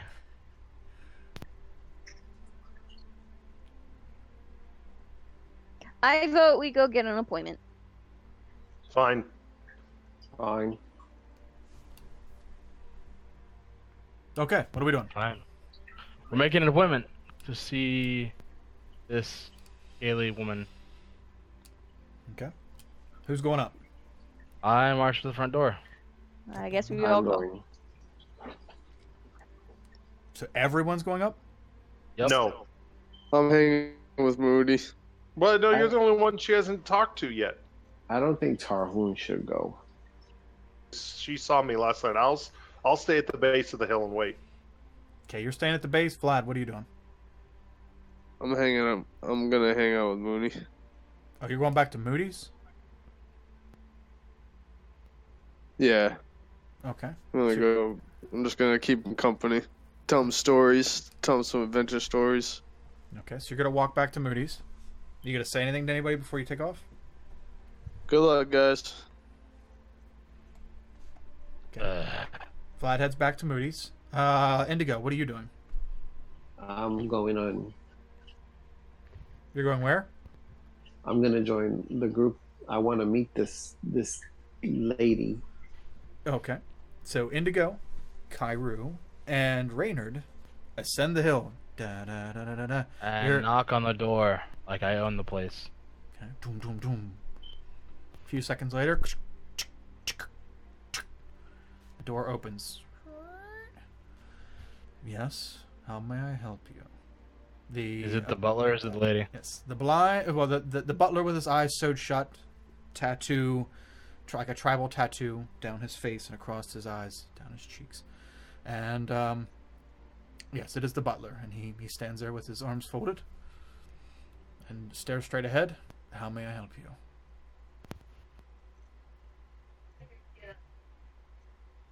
We are here to get an appointment. You would like to see Lady Ufeema? Yes. What would you like the appointment to be for? I'm interested to meet her. And I want to see if she has a job for me.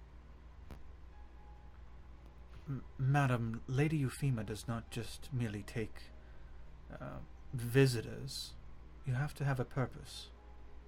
What is your purpose? I'm really good at finding things.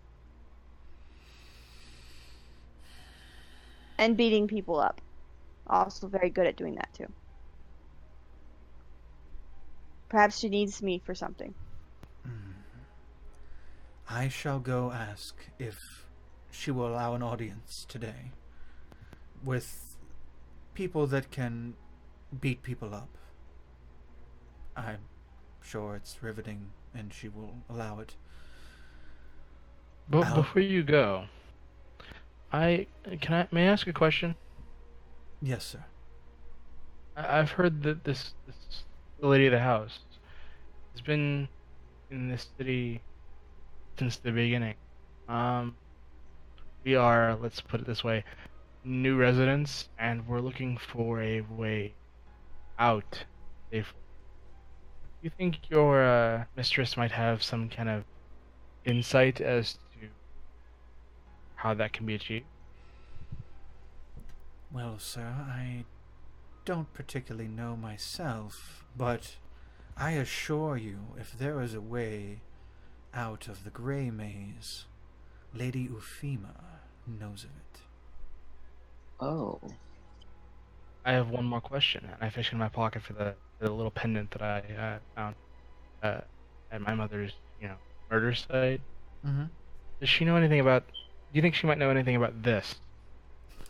And I show him the claw and droplet. Sir, I assure you, I am quite fucking blind.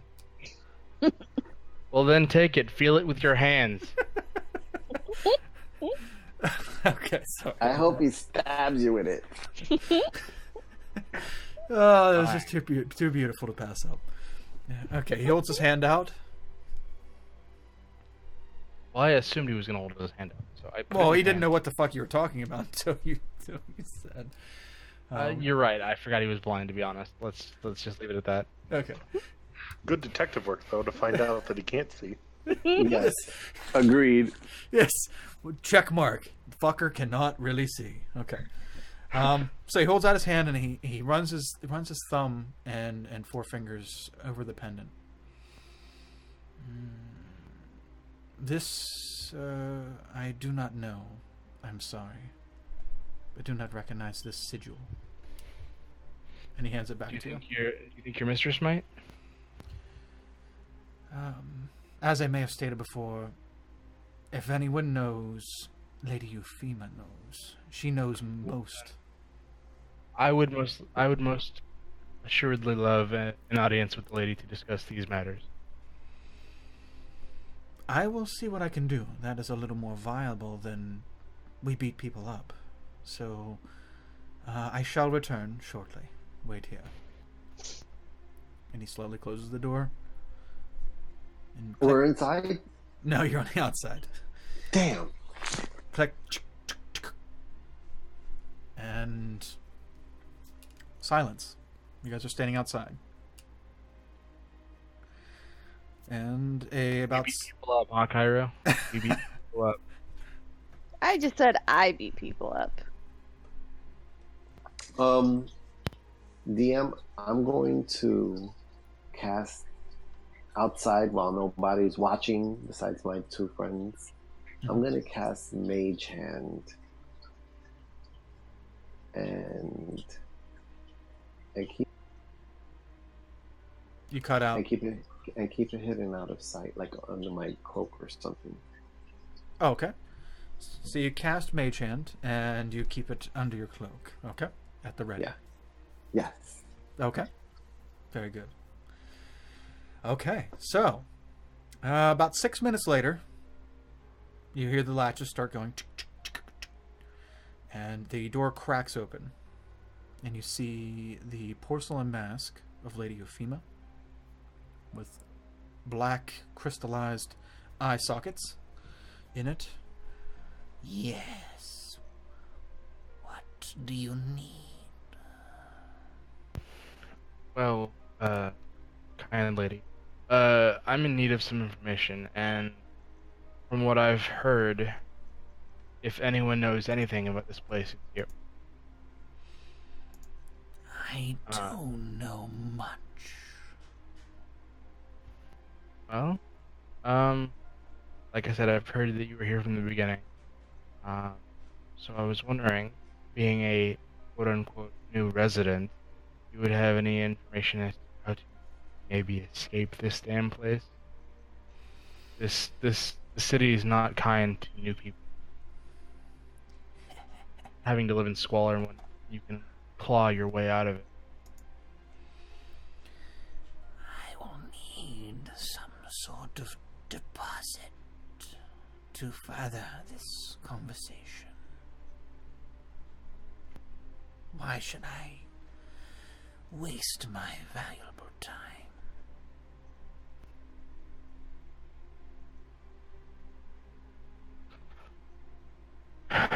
What sort of deposit are you searching for? Intrigue me, if you will.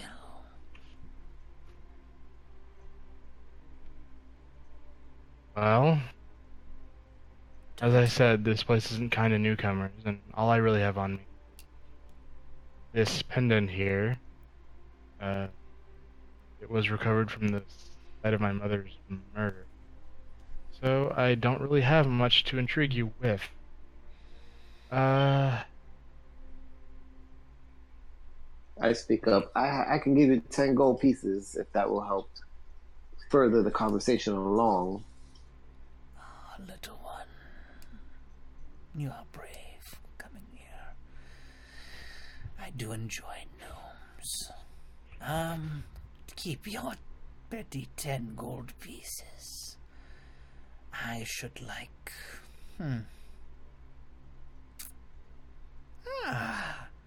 the end of the tabaxi's tail.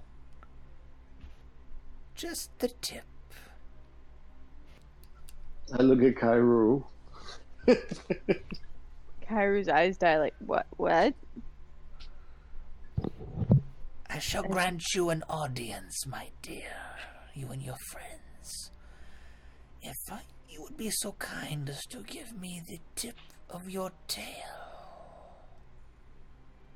Why the tip of my tail? It's my tail. But I could add it to my collection.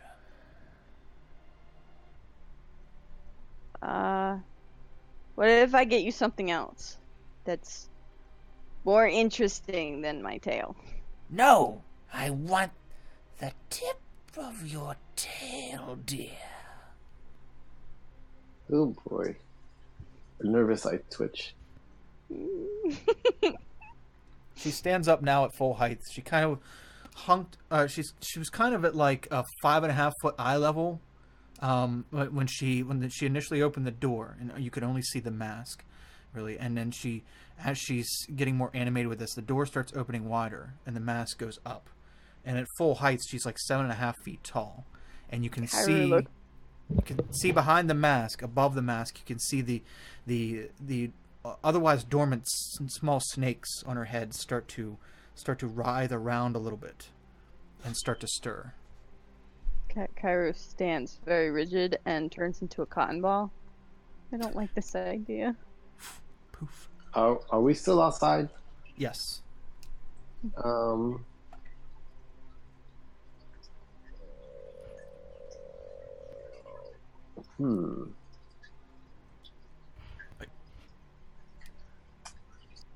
Are you like in a constant pee?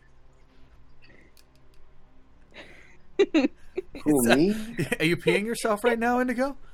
Behold the power of urination! Sounded like I am a wizard! Sounded like a trick. Beautiful puns. Beautiful puns. Yeah. Perhaps we should come another day when you're feeling better of sorts for company. Oh, my dear gnome, I feel grand. I rarely feel intrigued, but right now, I feel very intrigued. And you may get what you seek as well. Oh. Would Dragonborn's tail suffice? Dragonborns do not have tails. Oh, well. Today I learned. Well, ours has tails. He tells long tails. Can I give you this gnome? Would that work? No. I give you my foot in your butt.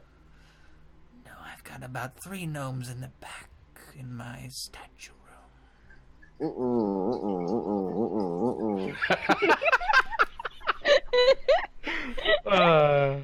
That was good. I like that. I don't need you, sir. You have no fear of me. The mask whips over to you. Whips over to you again, Cairo. So dear. Could I think about it and come back?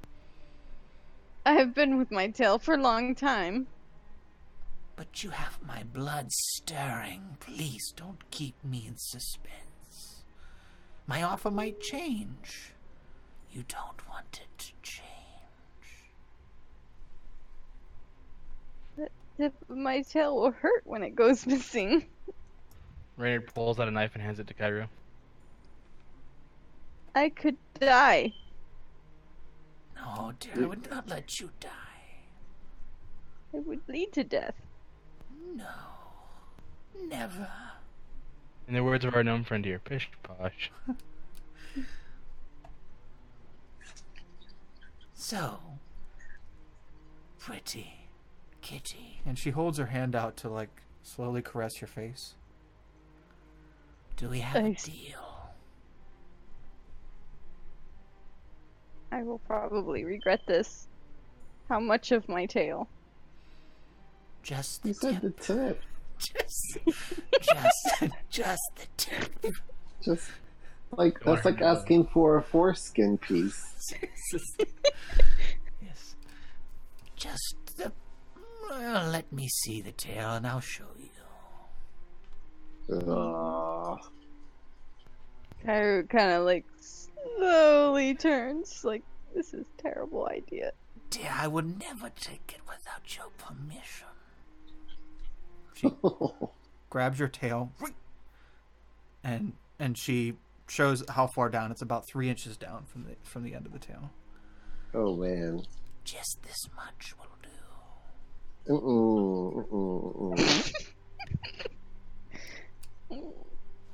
Okay. Cairo agrees with this. No. Okay. Well then, come inside. We'll have a drink first. No need to be barbaric about it. I walk in the door quickly. Brendan looks at the tabaxi. I did not know self-mutilation was a tabaxi thing. It is not normally. No. But it is our payment. I stick my head out the door. Come on, guys, hurry up, let's go. The mask looks down at you, and you hear I like him. Come in. Come in. and we're going to switch over to something that you all can fucking see. So, Before I enter the building, I turn to where Targoon is standing, and I yell at the top of my lungs, "Haha, your scales are worthless." I have no idea what the hell he's talking about, so I'm like, I just sit down and wait, I guess. okay, so let's get some people out here. He's anticipating combat, guys. He's anticipating combat. Oh. Anyway. Actually, I just spent a lot of time building this bitch's house. I want to get some fucking showtime out of it. Oh, Nope. Okay. Kyrie I was sniveling. expecting it to be a Why dungeon. was I not born a lynx? Then you would have no tail to give. I think that was her point. Exactly. Oh, So quick to catch on. I have that -1 intelligence and wisdom. And he hasn't started drinking yet. I'm very sober. So he cannot find the dot to connect. So, Bunch of nuts. can any of you three that are in the house, can any of you see? I cannot. Okay, let me do the visuals. Oh, my phone's about to die. Crud. Uh-oh. Plug it in, plug it in. So we enter the house and it's pitch black. No, I just gotta give you sight and all that jazz. I put your tokens out, now I gotta... Okay, because my initial reaction was gonna be like, "Oh God, who turned off the light?" Raynard, you do not have dark vision, correct? You are correct. I Okay. am a human. I am a cat. I have dark vision. Okay, Raynard, can you see very small distance? I can see a bearskin rug. That's it. Okay, stay right there. No. No. All right, I'll give you this much. I'll push you a little bit. Right there. Okay. Indigo. So we will. Indigo, you have 60-foot dark vision, correct? Yes. Okay.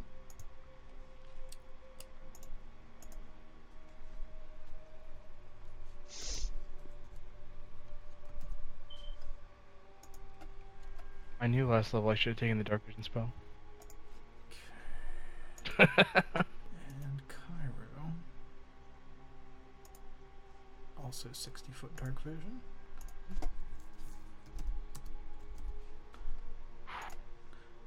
Okay, can all three of you see now? Yes. Yes. Okay. Yes. Okay, so we are. So you're here. Where's she? Hold on, let me drag her around here. Ufeema. Holy fuck, down the news. Ufeema.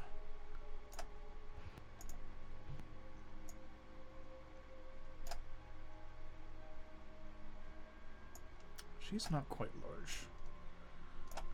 Okay, so let me zoom in here. So you walk inside, and there immediately out in the hallway there is a large bearskin rug, and there are doorways in front of you, to your left, and to your right. She opens up the door to the right, and she says, Right this way. and what the fuck? Hold on here. That's not cool. Stand by. I gotta see what's going on here. Uh-oh. The map's messed up. No! Wonder why. Looks fine everywhere else.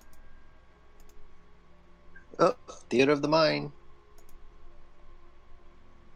There we go. Yeah, for some reason some stuff switched layers. Okay. Alright, I think we're gonna be okay with that. No. We're not gonna be okay with that.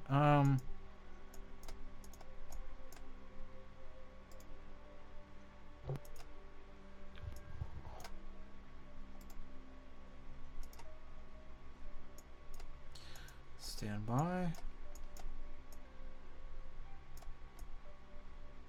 Okay, well, alright, I'll just... At least you guys are good to go. Okay. She's just being silly. Silly Ufeema. Hold on here. Let me get her...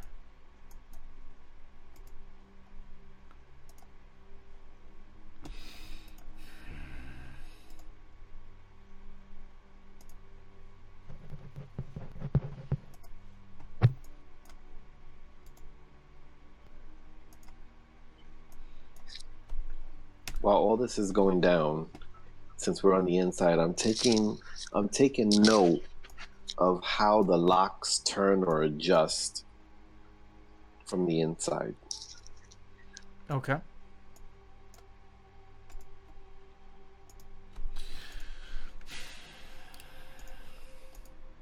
Okay, you look at the lock and do you want to stand there and get a good look, or do you want to just look at it in passing? I'm just gonna stare at that side of the door from where I'm standing, and just take a look at how the mechanisms work. Okay. It looks like there are 4 separate locks. 2 of them look pretty complex, and the other 2 look pretty simple, like a slide bolt and a regular lock, a key lock on the door. And the other 2 in the middle look a little more complex. Damn you, Medusa! I will fucking punch you in your mouth. Get out here. What are you doing? I cannot get this token to show the fuck up. Well, anywho. Fair enough. I will just set her out in the hallway and just assume that she's in front of you, because for some reason... Oh, wait, maybe I can get the other one. Hold on. How about this one? No, it must be oh, it's a lighting thing. What the fuck am I doing? I can't see her because I don't have... I can't see her in the light because I'm not clicking on somebody who has vision. I'm stupid. So,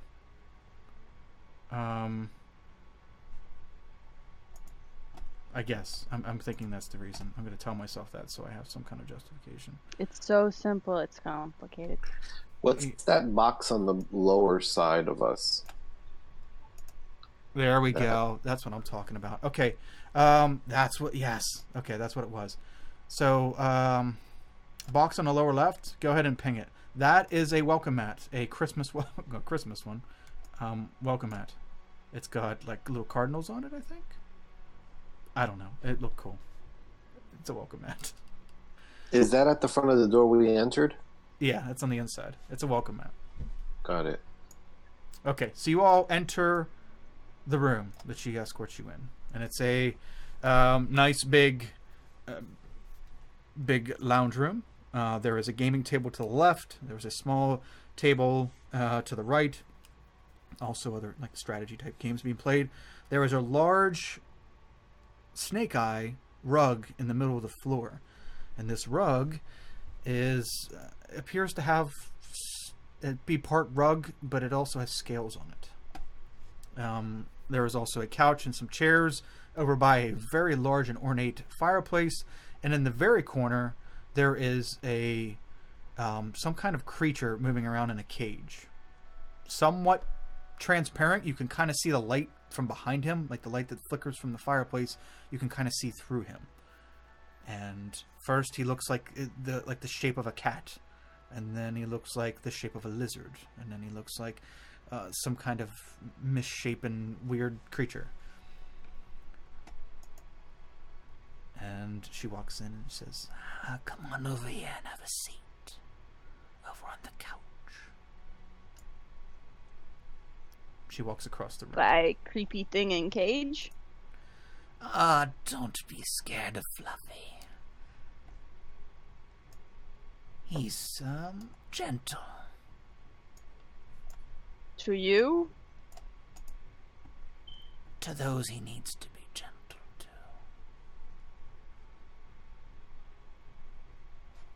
I will be looking around as I walk. Okay. You're looking around. You see an open doorway up here, and I see basically, something against the wall. what's that? Statue-y things. Oh, through the doorway. Yeah, so you can kind of see through the doorway, but what you see with your token is what you see. Yeah. I mean, I could see they look like statue thingies. Come over here, dear. Have a seat. It's warm by the fire. Varamus can be so cold this time of year. That's what I got for her. There you go. And she walks over behind you and puts her long, creepy fingers on each hands on with the long, creepy fingers on each of your shoulder, and she starts tapping. I turn into a cotton ball again. No need to be afraid. So, let me put you at ease. I shall give you a little taste of what you're looking for right now. So, man, do you have a name, human?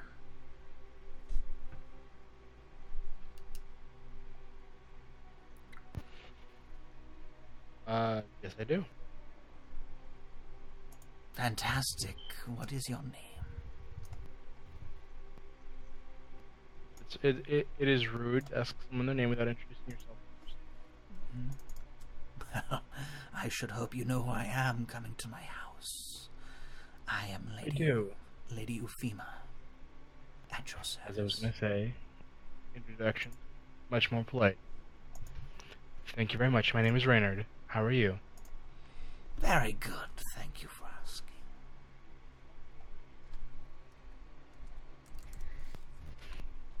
So, Reynard, you say Yes, ma'am. the bauble of yours was an effect of your mother's? Is that what you said? No. Oh, no. I found this at the site where she was murdered. Oh I think it's from one of the people that actually did the doings of the murdering. It sounds awful. Let me have a closer look at it. She walks over to you, and over your shoulder lays her arm out so that her hand isn't out in front of your face. She holds it open. I put the indent in her hand. Okay.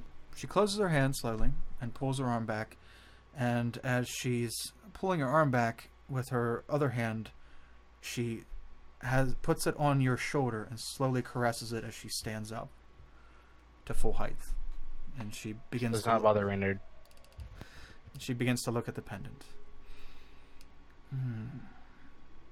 This is the Bloody Talon pendant, or sigil, or whatever you want to call it.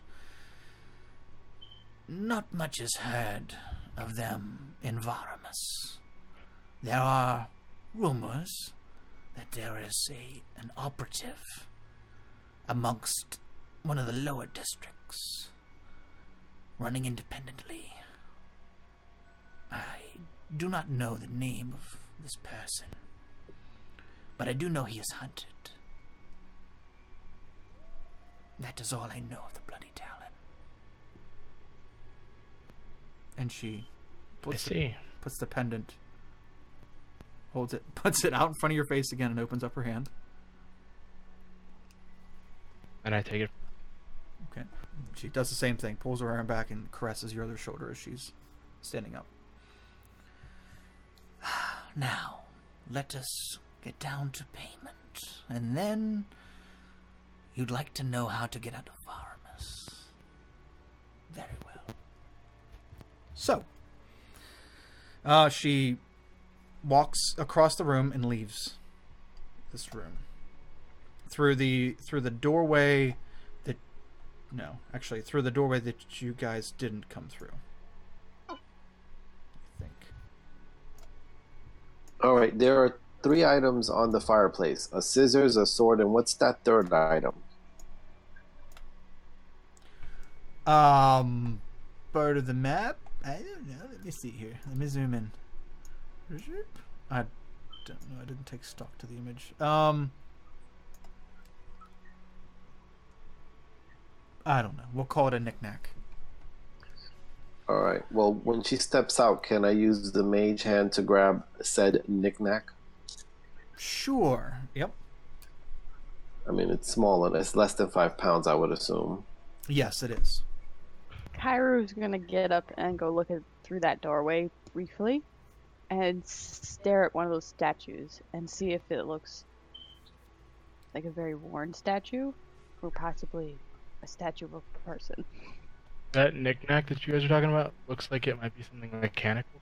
It's got a winding key. So you grab. Okay, Kairu, move your character token to the window you're talking about. Rainer, go ahead and finish. I was just I zoomed in on it. I just zoomed in on the knickknack that Indigo is referring to, and it looks like it might be clockwork. Like it has a wind-up key.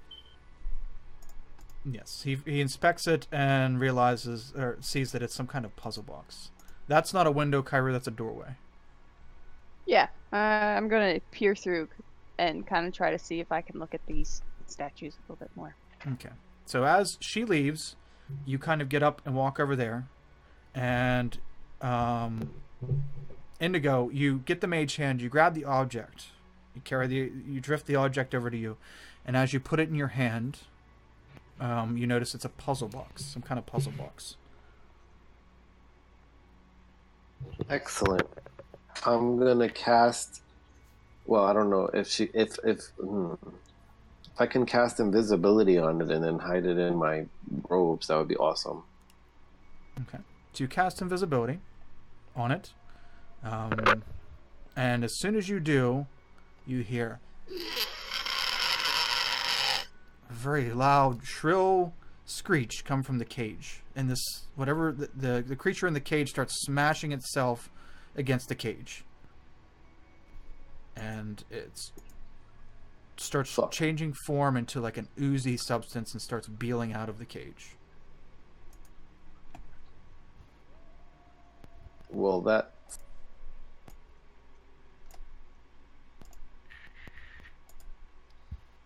And just ignore the thing in the cage now. The token is actually representing it. It plops down on the floor and reshapes as somewhat of a small humanoid, like a kobold-sized humanoid. Still slightly transparent. Indigo, I think you should put it back. I think the thing's gonna eat you. Put it back. No, it was when I casted. I shouldn't have used magic. I should have just hit it. Kairu, you're over here before this all goes down, and you're looking, and you see many statues.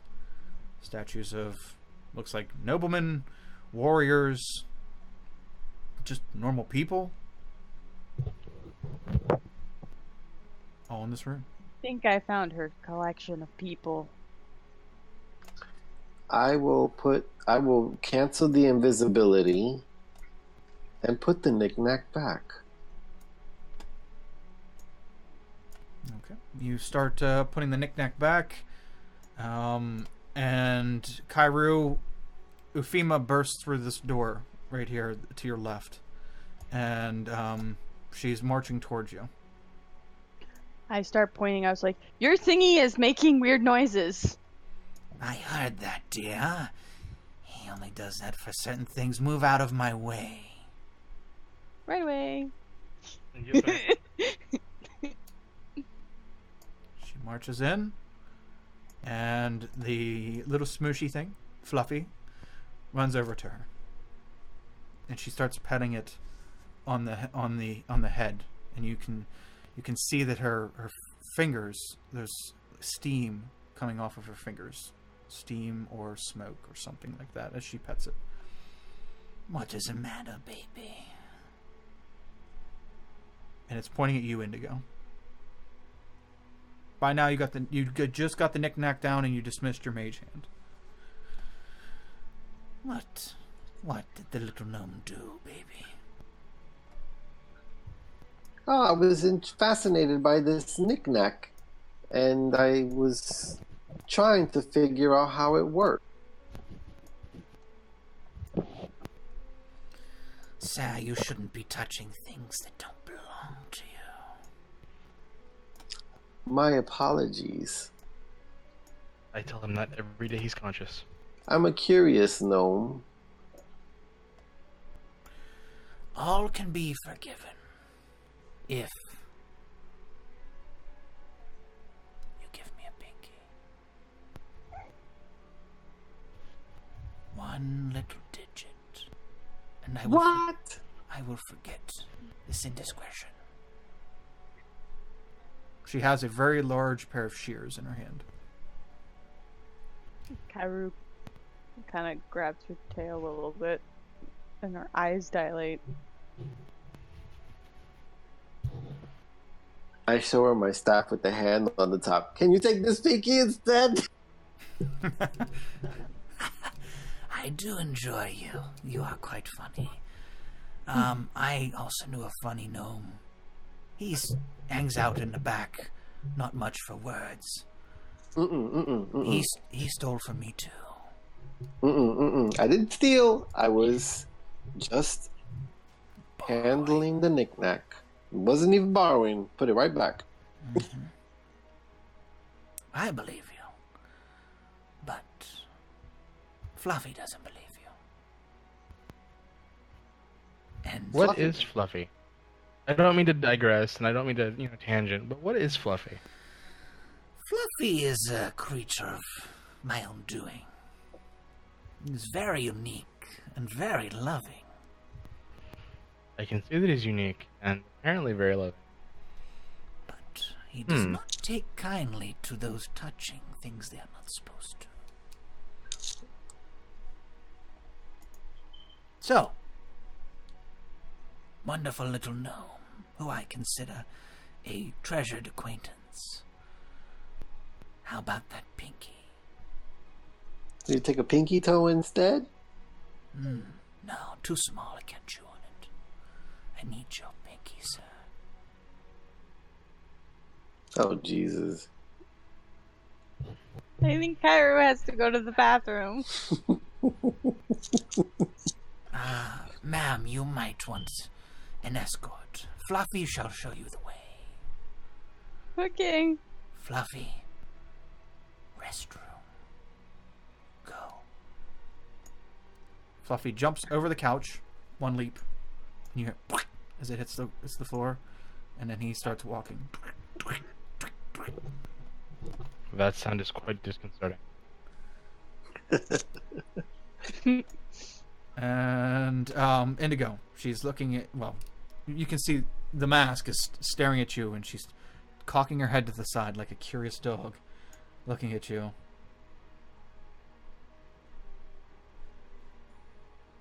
Good lady, since my gnome friend here is apparently very attached to his digits, would you take one of mine instead? Might not taste as well, but you know what? I'm not going to be very picky. tasty. I'm not going to be picky. Chivalry is a dying thing. I've been told I was very tasty. I have this aftertaste of smoked cedar. It's great. Oh! And Naritha dies.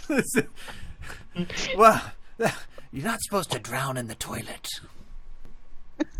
Oh, you're licking out the ball again. Well, she didn't say she needed the bathroom to use it. Maybe she was thirsty. Oh, gross. She was trying to exit stage left. Yeah. Swim, kitty. Okay, we're gonna assume. How about it? We're gonna assume, since my architectural skills did not put a bathroom in here, Kairu, that there is a bathroom, a small closet bathroom right here. Okay. Okay. So the creature is going to lead you in here, and it's going to point its arm, because it doesn't have hands at this point. It's going to point its arm, and then it's going to form like a claw, like a like a pincer. I'd say more like a pincer, and it's going to point the top part of the pincer towards this little bathroom. You walk into this room and you see a grand piano over in the corner, and well, I mean, basically what you see is what you get. And then in the far left corner, you see a set of stairs leading up. So, yep, you're in the bathroom and he's standing here waiting. You shut the door. Kyle, I know you were describing the room before the bathroom, but as you said that she was moving her character into the bathroom, and as you entered this room, I was like, so there's a grand piano in the bathroom. Yeah. Wonderful. Yeah, a little bit of overlap there. It's a very unique bathroom. I like to play Elton John as I Dookie. Yes. So, A little Frank Sinatra while taking a shower. Yeah, you know, just the usual classics. Okay, so Reynard, payment for your friend? He just holds it in his hand, like it ain't no big thing. okay, she quickly snips off your pinky with shears. Can you take? Oh, you should take. You really should. Take one damage, one slashing damage. As your little pinky is snipped off and it's now bleeding. She reaches under her robe. You can see her large medusa cleavage. She reaches under her robe and pulls out a vial. Pour this on the wound. Shall heal rather quickly. Save some for your cat friend, though. I fear. I look at Raynard looks at the vial for a moment, hands it back to her, and just gestures toward the fireplace, which it looks like it's lit, so I'm assuming it's lit. Yes. Coals are fresh. He Do as just you gets will. up and sticks his pinky in the fire, cauterize the wound, and now roll for fire damage. Okay. Do it. Do it. Oh, You it's so won't. it's so mediocre. So you take 3 fire damage as the tip of your pinky singes. He winces a little bit and goes back down. Very impressive. No, what's impressive is your chest. Just saying. Oh, Onward. well, thank you. Flattery will get you everywhere. That's what I've been told. Anyhow, Okay. So where's that cat? I do not know. Maybe she's drinking. Cairo, you're in the bathroom.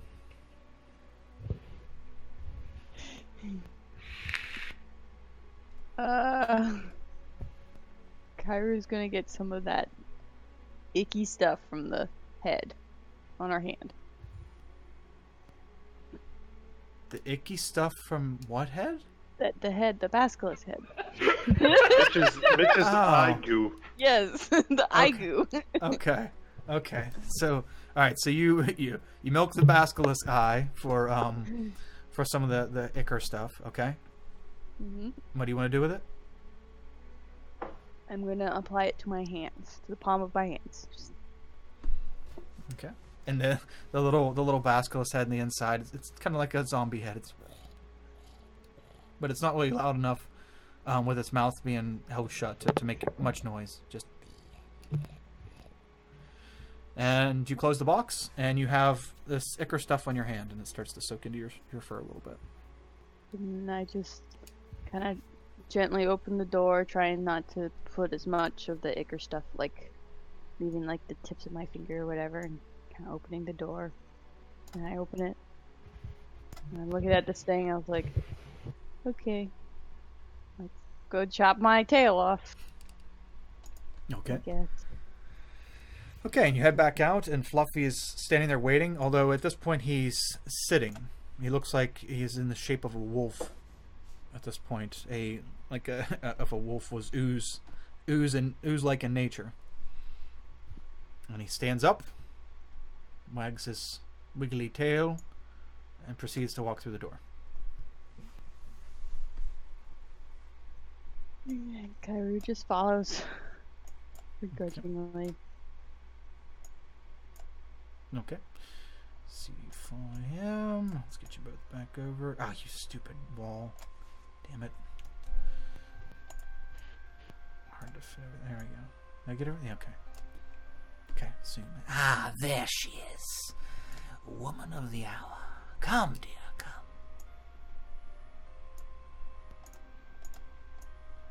Fluffy leaves you and goes back over, jumps on the cage, and hangs on it with full 5-fingered hands and 5-fingered hands for feet. Hangs on the cage and slides himself between the bars back into the cage. Again, that's never gonna get not gross. Ah, he's a beautiful creature. You just must appreciate it. I was referring to the sound. The creature's fine. The sound is unnerving. Great many things make that sound. It's good. Cairo, dear, come over here, please. And Kyra, you see as she beckons you to come over and join the rest of everybody, she takes a small object that looks like a finger and she puts it in her mouth and begins to chew. Branded waves with a 4-fingered hand. It almost seems like Kairu gets a shade lighter. You weren't lying, Reynard. It is quite delicious. So I've been told. Sit, dear, come, sit. I like how nobody asks questions about that. Anyway. Because we're all insane people. She walks around the front of you and... Okay, dear, I will make this quick and I will heal you quick. So, let me see your tail. Okay. She kind of just holds it up. Real quick, she grabs it, snips off the tip. Reynard. Oh wait, did you hand her back the vial? That's right. You handed her back the vial. Yes, I did. So she reaches into her cleavage pocket and hands you this small red vial. Kairu. Here you go, dear. Just pour that on the wound. It will stop bleeding immediately. As soon as she says that, Kairu just goes, way over here. Okay. Yeah, Curling over her. You were in... just staring at the tail. She pours the stuff over it. Take 3 slashing damage. Could have been worse. Yeah, it's mediocre. But yeah, so you pour it on the tail, and the tail immediately, it's like it was cauterized, although it just looks fleshy, like someone who's lost their leg, and when they heal it up, it's just like fleshy at the bottom. Yeah, that's what it looks like. Just a nub at the end. So really, her tail just looks like it's 3 inches short. Making these pitiful howly sounds. Curled up down, kind of on the ground, almost in feeble position. Mayor starts taking off one of his boots.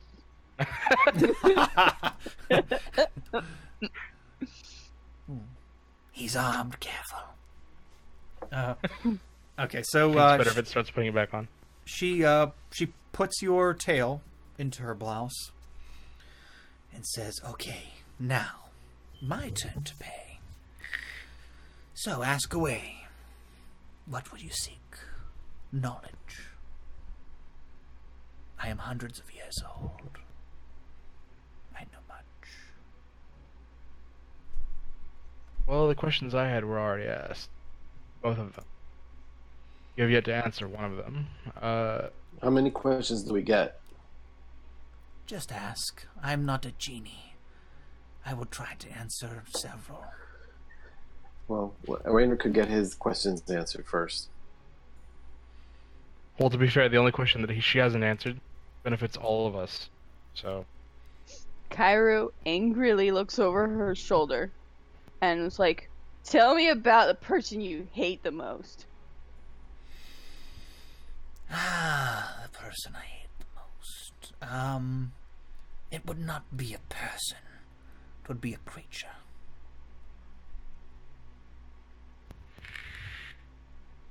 What creature? There is a drake. A very peculiarly smart drake that knows all. Every citizen of Varamus, is allowed to ask it one question in its life. In their life, I'm sorry.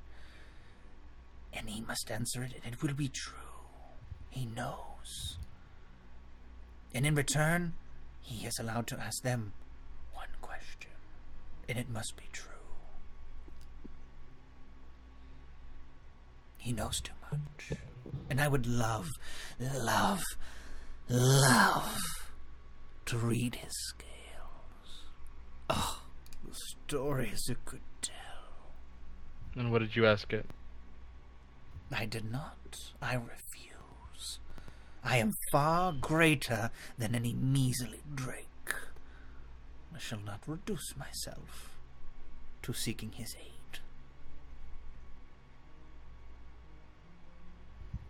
But I will always hate him for his position in this society. I must have his knowledge. I will have his knowledge. Are you referring to a dragon? No, dear. Not a dragon. That's insulting. A mere drake, yes. Lucky for you, the gentleman I believe was part of your strange band here last night. He might take offense to such statements. Drakes are not dragons. They are pawns for dragons to tend to, like pets. But this one is special. So why didn't you just kill him? Kill him? I'm gonna kill him. Well, I didn't kill him now, there, young Kairu. I dare not venture down into his well. No, that is not for me. I will get mine in time. I am patient. I am so patient. Not as patient as me. You're not patient enough to wait to ask to touch objects that aren't yours. I don't believe your patience is that well.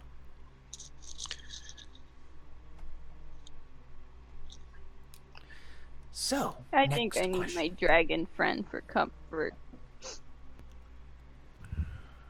Well, comfort is something you can have when we're done. This is business, young cat lady, and business is being conducted. Please come sit and conduct. All right, on to my other question. How do we get out of Varma? Because I'm sure you remember me from the other night, right? How could I forget? You remember what I said the other night? The whole reason for that whole shebang was, how did you put it? Our other compatriot has a debt. I don't give a shit about that debt. I just want to get the fuck out of here. Well, there are several ways to leave Varmus. Alive. Most Specifically alive. Yes. There was the caveat coming. Most end in death. There is a way. A very hard to obtain way. There is a boat. The boat comes through a tunnel. An underground tunnel. The tunnel of unforgiving mirrors. And this boat will take you into the middle of the sea, away from this forsaken land. But access to this boat is very limited.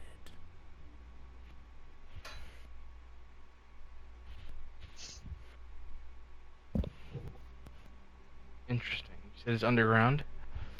Yes. So we'd have to deal with more of those spider things. Interesting. I don't know what you mean, but I doubt you would have to deal with much of anything. The tunnel is more of a portal, if you will. problem is getting access to the boat in Vi. That is the problem.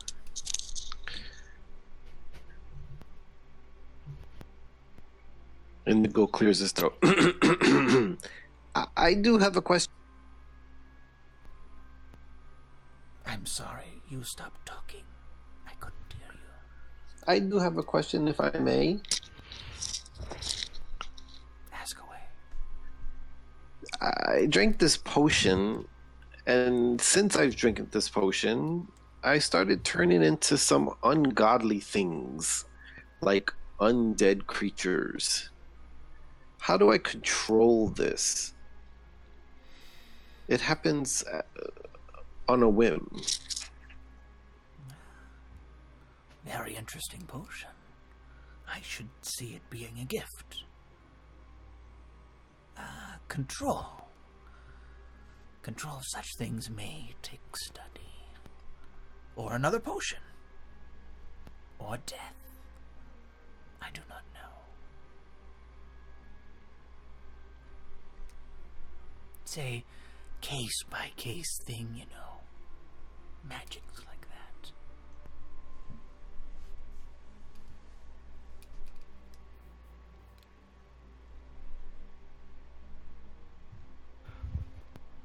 Any other questions before we conclude our business? Well, I specifically have one more. And you don't have to answer this. It's of a personal nature to you, or your family, I should say. Just out of curiosity. The other night, you told our friend that your daughter had left. And when you say left, do you mean she got on said boat and she traveled elsewhere? Or she's just not in this part of town anymore? No, she fled to lower districts. Not out of the city, not last I checked. She doesn't want to be out of the city. She's too fucking important here. Too fucking full of herself. You seem envious of your daughter. Envy might be the wrong word. Ah, yes, you're very mistaken. Dear. Envy is the wrong word. Hostile, maybe? Enough of my daughter. Very well.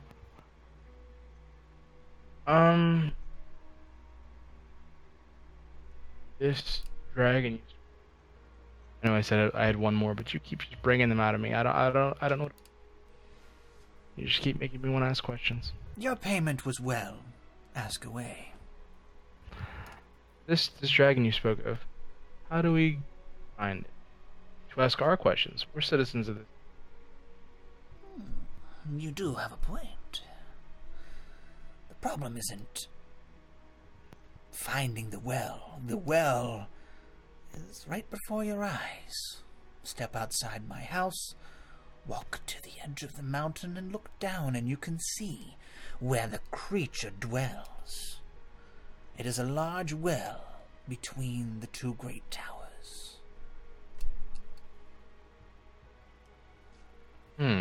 Out of curiosity, what's at the bottom of the well? Just the dragon, or is there, like, water?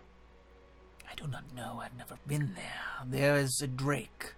I don't believe there's any water anymore. He has made it his lair. What he has in there, besides all the money that people pay for their petty questions, I do not know. Does anybody else have any further questions? Because I feel as though I'm exhausting questions that I have. Are you like a basilisk? No, dear. Brainerd face palms so hard. It is a cute question. Basilisks are creatures that can turn other creatures to stone, as I can. But they are mere creatures. I am far from a mere creature. Can you unstone somebody? I I have ways of arranging that, yes. But why do that? It's far better company in stone. You can't beat on stone. Why not? I don't know. You seem to enjoy this gnome's company. Ah, yes, amusing. Most gnomes are. They are known to be amusing. Any other questions? My bow is bloody. Not a Where's question. Bow.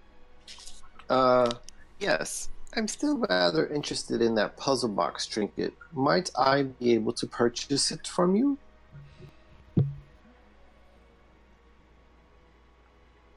A pinky for Fluffy. But you have to cut it off yourself. And the puzzle box is yours. Everything on that shelf will be yours.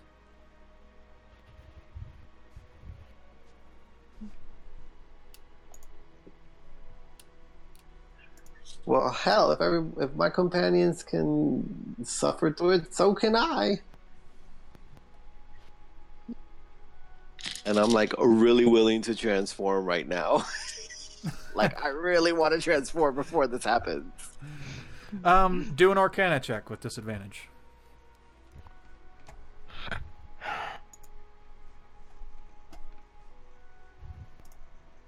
Wow.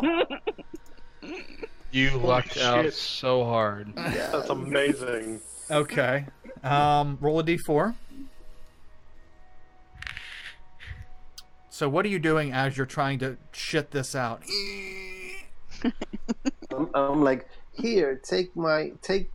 Oh wait, she gave me the shears. Is that what's happening? Yeah, she gave you the shears. All right, so I take the shears, and then I just like, I Cut out. Take the shears. that's because I was actually acting it out, and I took my finger off the button. That was so epic. Total immersion. Okay, so you take your real life finger. All right. Okay. So anyway, yeah. So what are you doing as you're changing into what's your 3?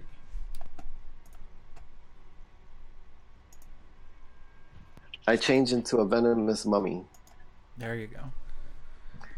and I snip the mummy finger off. Okay. So you stand up and you focus as hard as you can, and you focus, and you start to feel it from your feet, and it rapidly races up your body, and you start to dematerialize and rematerialize as a tall, lean, nasty-looking zombie or mummy. Sorry, undead mummy. And what do? You have the I shears snip in the your hand. finger off. And you snip the finger, and it falls to the floor. Sure. Okay. And is that mummy able to speak? Check on that. As Esragel as she sees you change, she. Oh, now that is a wonderful trick. And I will. Yes, dear, it does have some nasty side effects, but well done, well done. Can't feed the zombie finger to Fluffy, though. But payment is paid, and you got me. It is a mummy, actually, not a zombie. Undead. They're all the fucking same. She walks over and picks the finger up off the floor, looks at it, and throws it into fire. When she throws it into fire, a green flame bursts up. Your mummy takes 3 slashing damage. And Okay. Very well. she goes over. He does speak all my languages, by the way. Oh, okay, good. You're good then. She walks over to the fireplace and picks the objects up off the fireplace. The dagger, the small set of scissors, and the puzzle box. Yo, Indigo, after this is all over, you might want to lower your nickel intake, because that's not right. That's funny. Good times. You know, I even enjoy being taken a fool of every now and then. Very good. Any other questions? Not so much a question, more of a favor. I mean, I told you that I wasn't really invested in my compatriot's little debt, but we can't let him go back to his employer empty-handed. Is there anything we could do to maybe get you to part with a possession of your daughter? Anything in the world? There is something. I mean, you've all given me a little bit of you, and I appreciate that. Have the Dragonborn come to me. I'll get him his thing of my daughter's. Reynard holds up his finger, hops over the couch, walks to the front door, leans out the front door, and yells, "Hey, Tarun, get up here!" I have no idea if this is a combat scenario. Like what? I'm like, oh god, trouble, and he starts booking it up the hill. Okay. Okay, so you run up the hill, and the doors open, and Reynard's standing there. And I summon the greatsword because I'm like, okay, we got to fight, because that's what I think is happening. It's fighting time. So I bamf the sword into my hand. Fair enough. And I come charging in. Fair enough assumption. So Reynard, you greet him, and he's coming in, sword in hand. Put that away. It's not a dick measuring contest. What? Who said anything about genitalia? You're in trouble, right? We're gonna fight her, right? It's murder time. No. No, you Then giant why am I moron. here? All you said was Tarhoon, get up here, and you sounded very flustered. And now you know what you are, Reynard? You're a murder tease, is what you are. That's what you are. Like, oh, come on, we'll have a good time. No murder for Tarhoon now. And he just like he dismisses the sword and he walks into the house still grumbling like that. Tarun. If we were in danger, I would have yelled something like, "Help!" or "It's shanking time." One of the two. Oh, that's good. You should do that next time. I like the sound of that. It's shanking time. I like this. I'll remember that. I point a bandaged hand at him like, it's posh. God, he's a thing? What the hell have you guys been doing up here? Indigo's a zombie, and oh god, you're all missing. That's a mummy. I'm a mummy. Oh well, undead, they're all the same. He kind of throws his hands in the air, all flustered, like, "What the fuck, guy?" That's what I said. My lady Ufeema, and Tarhun bows. Tarhun the Dragonborn. Come, welcome. Take his pinky too. No. Doesn't need No. Pinky won't do for what he needs. No. Come in. Come sit by the fire. Can you take his pinky anyway? Let me get you some sight. No, I don't want his pinky. I wouldn't dare. Can you take his pinky for me then? I wouldn't dare eat a scaled creature's flesh. And potassium. There you go. I have no idea. You have a token. I want to light you on fire so bad right now. The P is silent. Yes. It's high in potassium. Potassium. Potassium for orons. Okay, so you enter the room. She tells you to come over by the fire.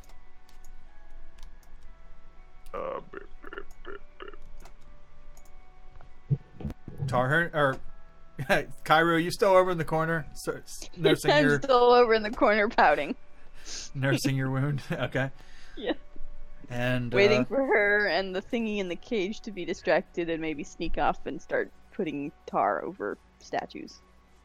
Okay. So Oh, let me run before that, please. when you enter Tarhun, the creature in the cage watches you the entire way until you come and sit down. And then it changes shapes into like a dragon, and it prances around inside the cage, and then it changes back to a pudgy humanoid shape. What kind of dragon was it? Was it like a traditional like Bahamut style looking dragon, or was it like a? It was just dragon shape. It was just a dragon shape. It's a dragon shape. Okay, Yeah. so he just kind of narrows his eyes at it, like I'm watching you, you thing. You fucking Post. thing, you. Okay. So, Dragonborn, have you come to get what you need to pay your debt?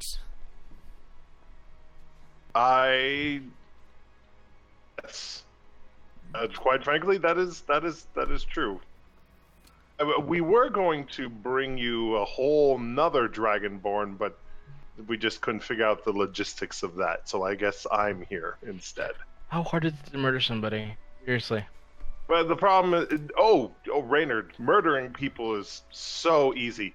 Unfortunately, it's all the other people, once you get caught, that causes the problem. And considering any nods to Ufeema, this is Our Lady's city, perhaps it would cause more. It'd be rude to go on a rampage. She may not appreciate that. See, I told you he's a murderer. I try anyway. Well, let's make that happen. So, Dragonborn, please. I'm going to need all the flesh on your right arm, the arm you swing your weapon with. Well, damn.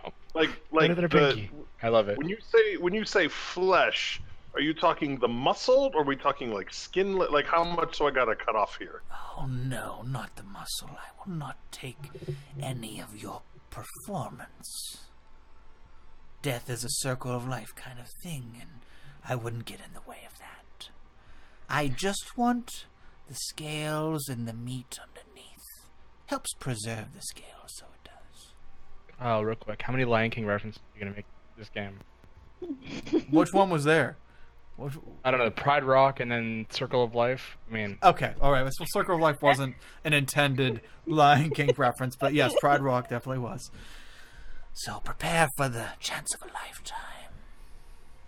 Oh, God. Tarhun. One moment, my lady. One moment. And so he wants to close his eyes, and he wants to try and consult the mother voice. Input on him flaying his arm for this Medusa. Okay, go ahead and make a religion check with advantage, please. God. And Religion. while that interaction is going down, I turn a mummied head towards him and I smile with teeth missing. Yeah. Mummy smile, not so pretty. Woof, you are lucky. 18. So you cry out in your head and in your heart for the motherly voice to return to you and give you guidance, whether this is a viable move. And you start to feel it, the warmth, wash over you. And you hear, yes, as much as I hate you dealing with this creature, her enemy is our enemy. So, same means to an end. Flesh Yes. grows back. Bells, right? You can find someone to cure with magic, right? Brace yourself, Dragonborn. This isn't going to be pretty. And the feeling fades from you. Since Raynard has no idea what's going on, he just kind of puts a hand on Tyron's shoulder and says, "Don't worry, man. Scars make you look badass." Waves a four-fingered hand. Scar, another reference. Ah! Get out. Oh! get it. My role playing question mark. Tyrone will look at Raynor and be like, "They're worth paying for my goal," and he will. God, what am I wearing? Why is the fireplace moving?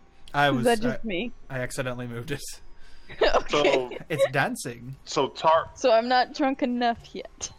No, nope, not yet. It's good to know. Take Not the from the bracer. toilet. He's going to take the bracer off of his right hand. Mm-hmm. He's going to bamf in his dragon blade for it hilt first to Ufeema if she wants to use that to flay it off of his arm, the scale. I appreciate the offer, but I wouldn't dare do that with your own blade. It would soil it. So, She pulls out a sizable, like, meat cleaver out of her dress. lend me your arm. And he gives it. There's no resistance from Tarhun at this point. Okay. She takes it, firmly grabs it, like as though you, like an adult was grabbing a 3-year-old child's arm. Grabs your arm, and up by your shoulder, cuts a line around the outside and lifts your arm up and cuts it from the whole way around. So it circles, it encompasses your arm. And then she puts the cleaver slightly with some blood on the tip of it back into her blouse, and she takes her long fingers and she puts 3 of them with the fingernails, and they're slowly working underneath your skin between the flesh and the muscle, and slowly scraping to try to get it enough so she could actually fit her fingers underneath. This part is excruciating. Go ahead and make a Constitution saving throw. As she's doing this, I'm just imagining the face of like Bahamut in all the depictions I've seen, and I'm trying to use that hatred to bolster me through this. Okay. To try and remind myself this is why I'm doing this. Wow. Okay. Like a... Let the hate flow through you. Yes. Yes. All right. Did it make it? Not only did do you keep your composure, but you managed to will yourself not to bleed all over the place. So Nice. She gets her 3 fingers underneath the flesh, and she puts another 3 fingers on the other side, does the same motion, alternating fingers until she can scrape away enough to get her fingers to the second knuckle underneath your skin, and she peels it backwards, and it peels off down to your fingers. And then at the very end, she pulls the cleaver out and cuts right above your fingers where it meets. So your fingertips still have your scales and stuff on it, because she can't pull it off without pulling like your fingertips off. So she cut off there. So you still have your fingertips, the scales and flesh on your fingertips. Other than that, your arm is a pinkish meaty mass. You can see the muscle. And you can see it's a very clean rip. I don't know if you've ever watched anybody gut and hang a deer, but yeah, it's a very clean rip, and yeah, you look I've been skinned. You've been skinned very nakedly. And she holds it up and looks at it in the firelight. Yes. I shall read this chapter of this tale. How distracted were her and her pet thingy during this process? Pretty distracted. The pet thingy a couple times looked around, but she is very engrossed in what she's doing. So how many statues could I touch in my speed? I was running in there and wiping my hands across their faces and then coming back into the same spot.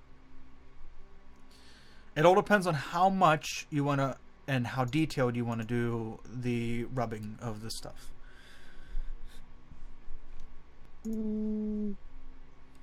I was just told to apply it to the face. So, I guess apply enough.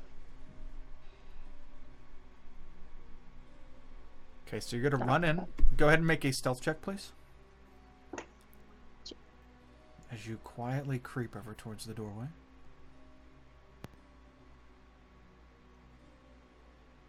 Okay. So you start to enter the doorway, and it appears neither of those two see you. They're too engrossed in what's going on. You look around, and there's several statues in this room.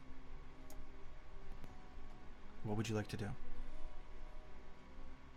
I would probably go here, do the statue closest to the wall to the room I just left. The other statue, move back here. Yeah, still got movement, so there. Well, this is gonna... Yeah, go ahead. So this is gonna take time. Like, each one you can't just run across and rub your fingers. I would probably do the ones that look like they have more weapons. Okay. Yeah, because you're gonna get about 3 uses out of what's on your finger right now. 3 people. Yeah. So which... I would probably do the ones that had armor. So let me put myself back in that room. So probably, how do I do the... That one has armor. That one. This guy has armor. That guy. And this guy has armor. I mean, the ones in the back also do, but those are the 3 immediate. Yeah, those 3 are the ones that I would probably do then. Okay. So ones that look like that they can fight. And then I'd go back to my crouching position. Okay, so roll another stealth check as you try to enter back the room and not catch a glimpse.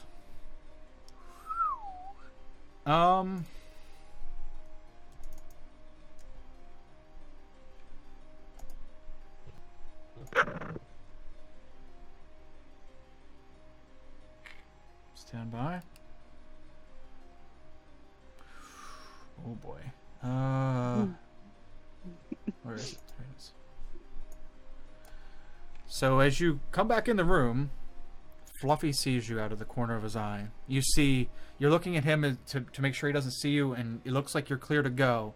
And then you start stepping into the room, and you see he's still facing towards Ufeema, but you see an eyeball inside of the gelatinous body move through the body and out your side. So one of his eyes is staring in your direction around his neck area. It's popped out around his neck area and is staring at you. Ew.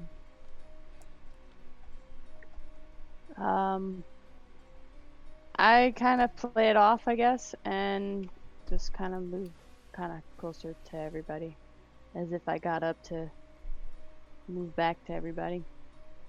Okay.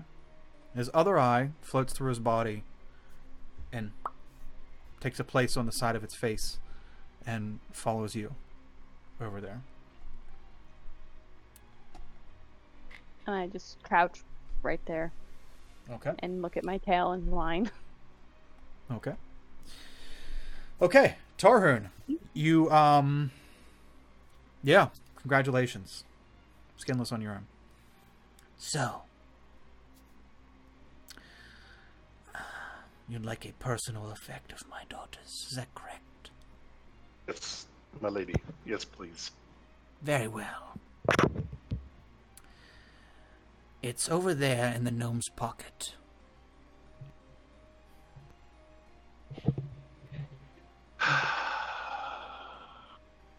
There's a puzzle box that belonged to my daughter.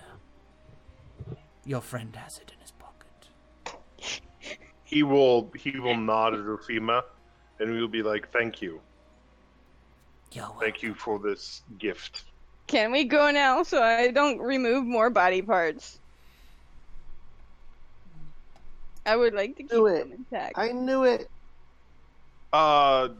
What are the odds? May I ask you one question before we leave? Yes, Dragonborn, go right ahead. Odds of the skin growing back. Your skin will grow. Unfortunately, your scales will not. It is a deep cut that I needed. really liked that arm. I hope it serves you as well. Tarhun seems very calm, and part of him is, but also there's a slight one. But he hasn't really fully reacted to what has happened yet. Okay. He's just like, yeah, it's fine. Okay. At this point, you hear a clanging of metal, and you see someone comes flying out of this doorway and lands on their back, and they have a sword jutting out of their stomach. And you see two other gentlemen, heavily armed gentlemen, walk through the doorway and look around violently. And you see Ufeema. Look at them. Damn it! Fluffy, go! And the gelatinous creature immediately squeezes through the bars and starts galloping towards these two individuals. Ufeema whips her head towards you guys. What have you done? After what I did for you, you're going to die here. Didn't do anything. What are you talking about? I've been sitting here the entire time. Roll initiative. Oh, Actually, with 1:19 in the morning, she turns to you and she screams at you. You're going to die here. And that's where we're going to conclude this week's session. Back. And that's a good stopping point, because, yeah, we ain't going to do combat in 10 minutes. There ain't no fucking way. Even if you guys fled, it ain't going to happen. So, yeah. Thanks for joining us, everyone, for episode 12 of The Grey Maze. Next week, we will have a party of level 7 travelers. We level up this week. It's after 12, so every 4 levels we level as a group. So everybody make your adjustments. Party members, make your adjustments to level 7 by next week. And although keep your current hit points. So if you've taken damage, which most of you have at this point. Taryn, did I roll damage for you? No, you didn't. Okay. I was just going to say I haven't taken damage for having my arm flayed. Okay. Yes. Wow, you lucked out. 4 slashing damage. Okay. Yeah, everybody have your characters ready for next week, and see what the fuck happens. She's pissed. Things were almost concluded, and yeah, she immediately knows something's up, because those fuckers didn't they didn't unstone themselves. So stay tuned next week to see if there's our first official TPK, or if everybody escapes or turns to stone, or all of the above. All right, catch you guys next time. Thanks for joining us.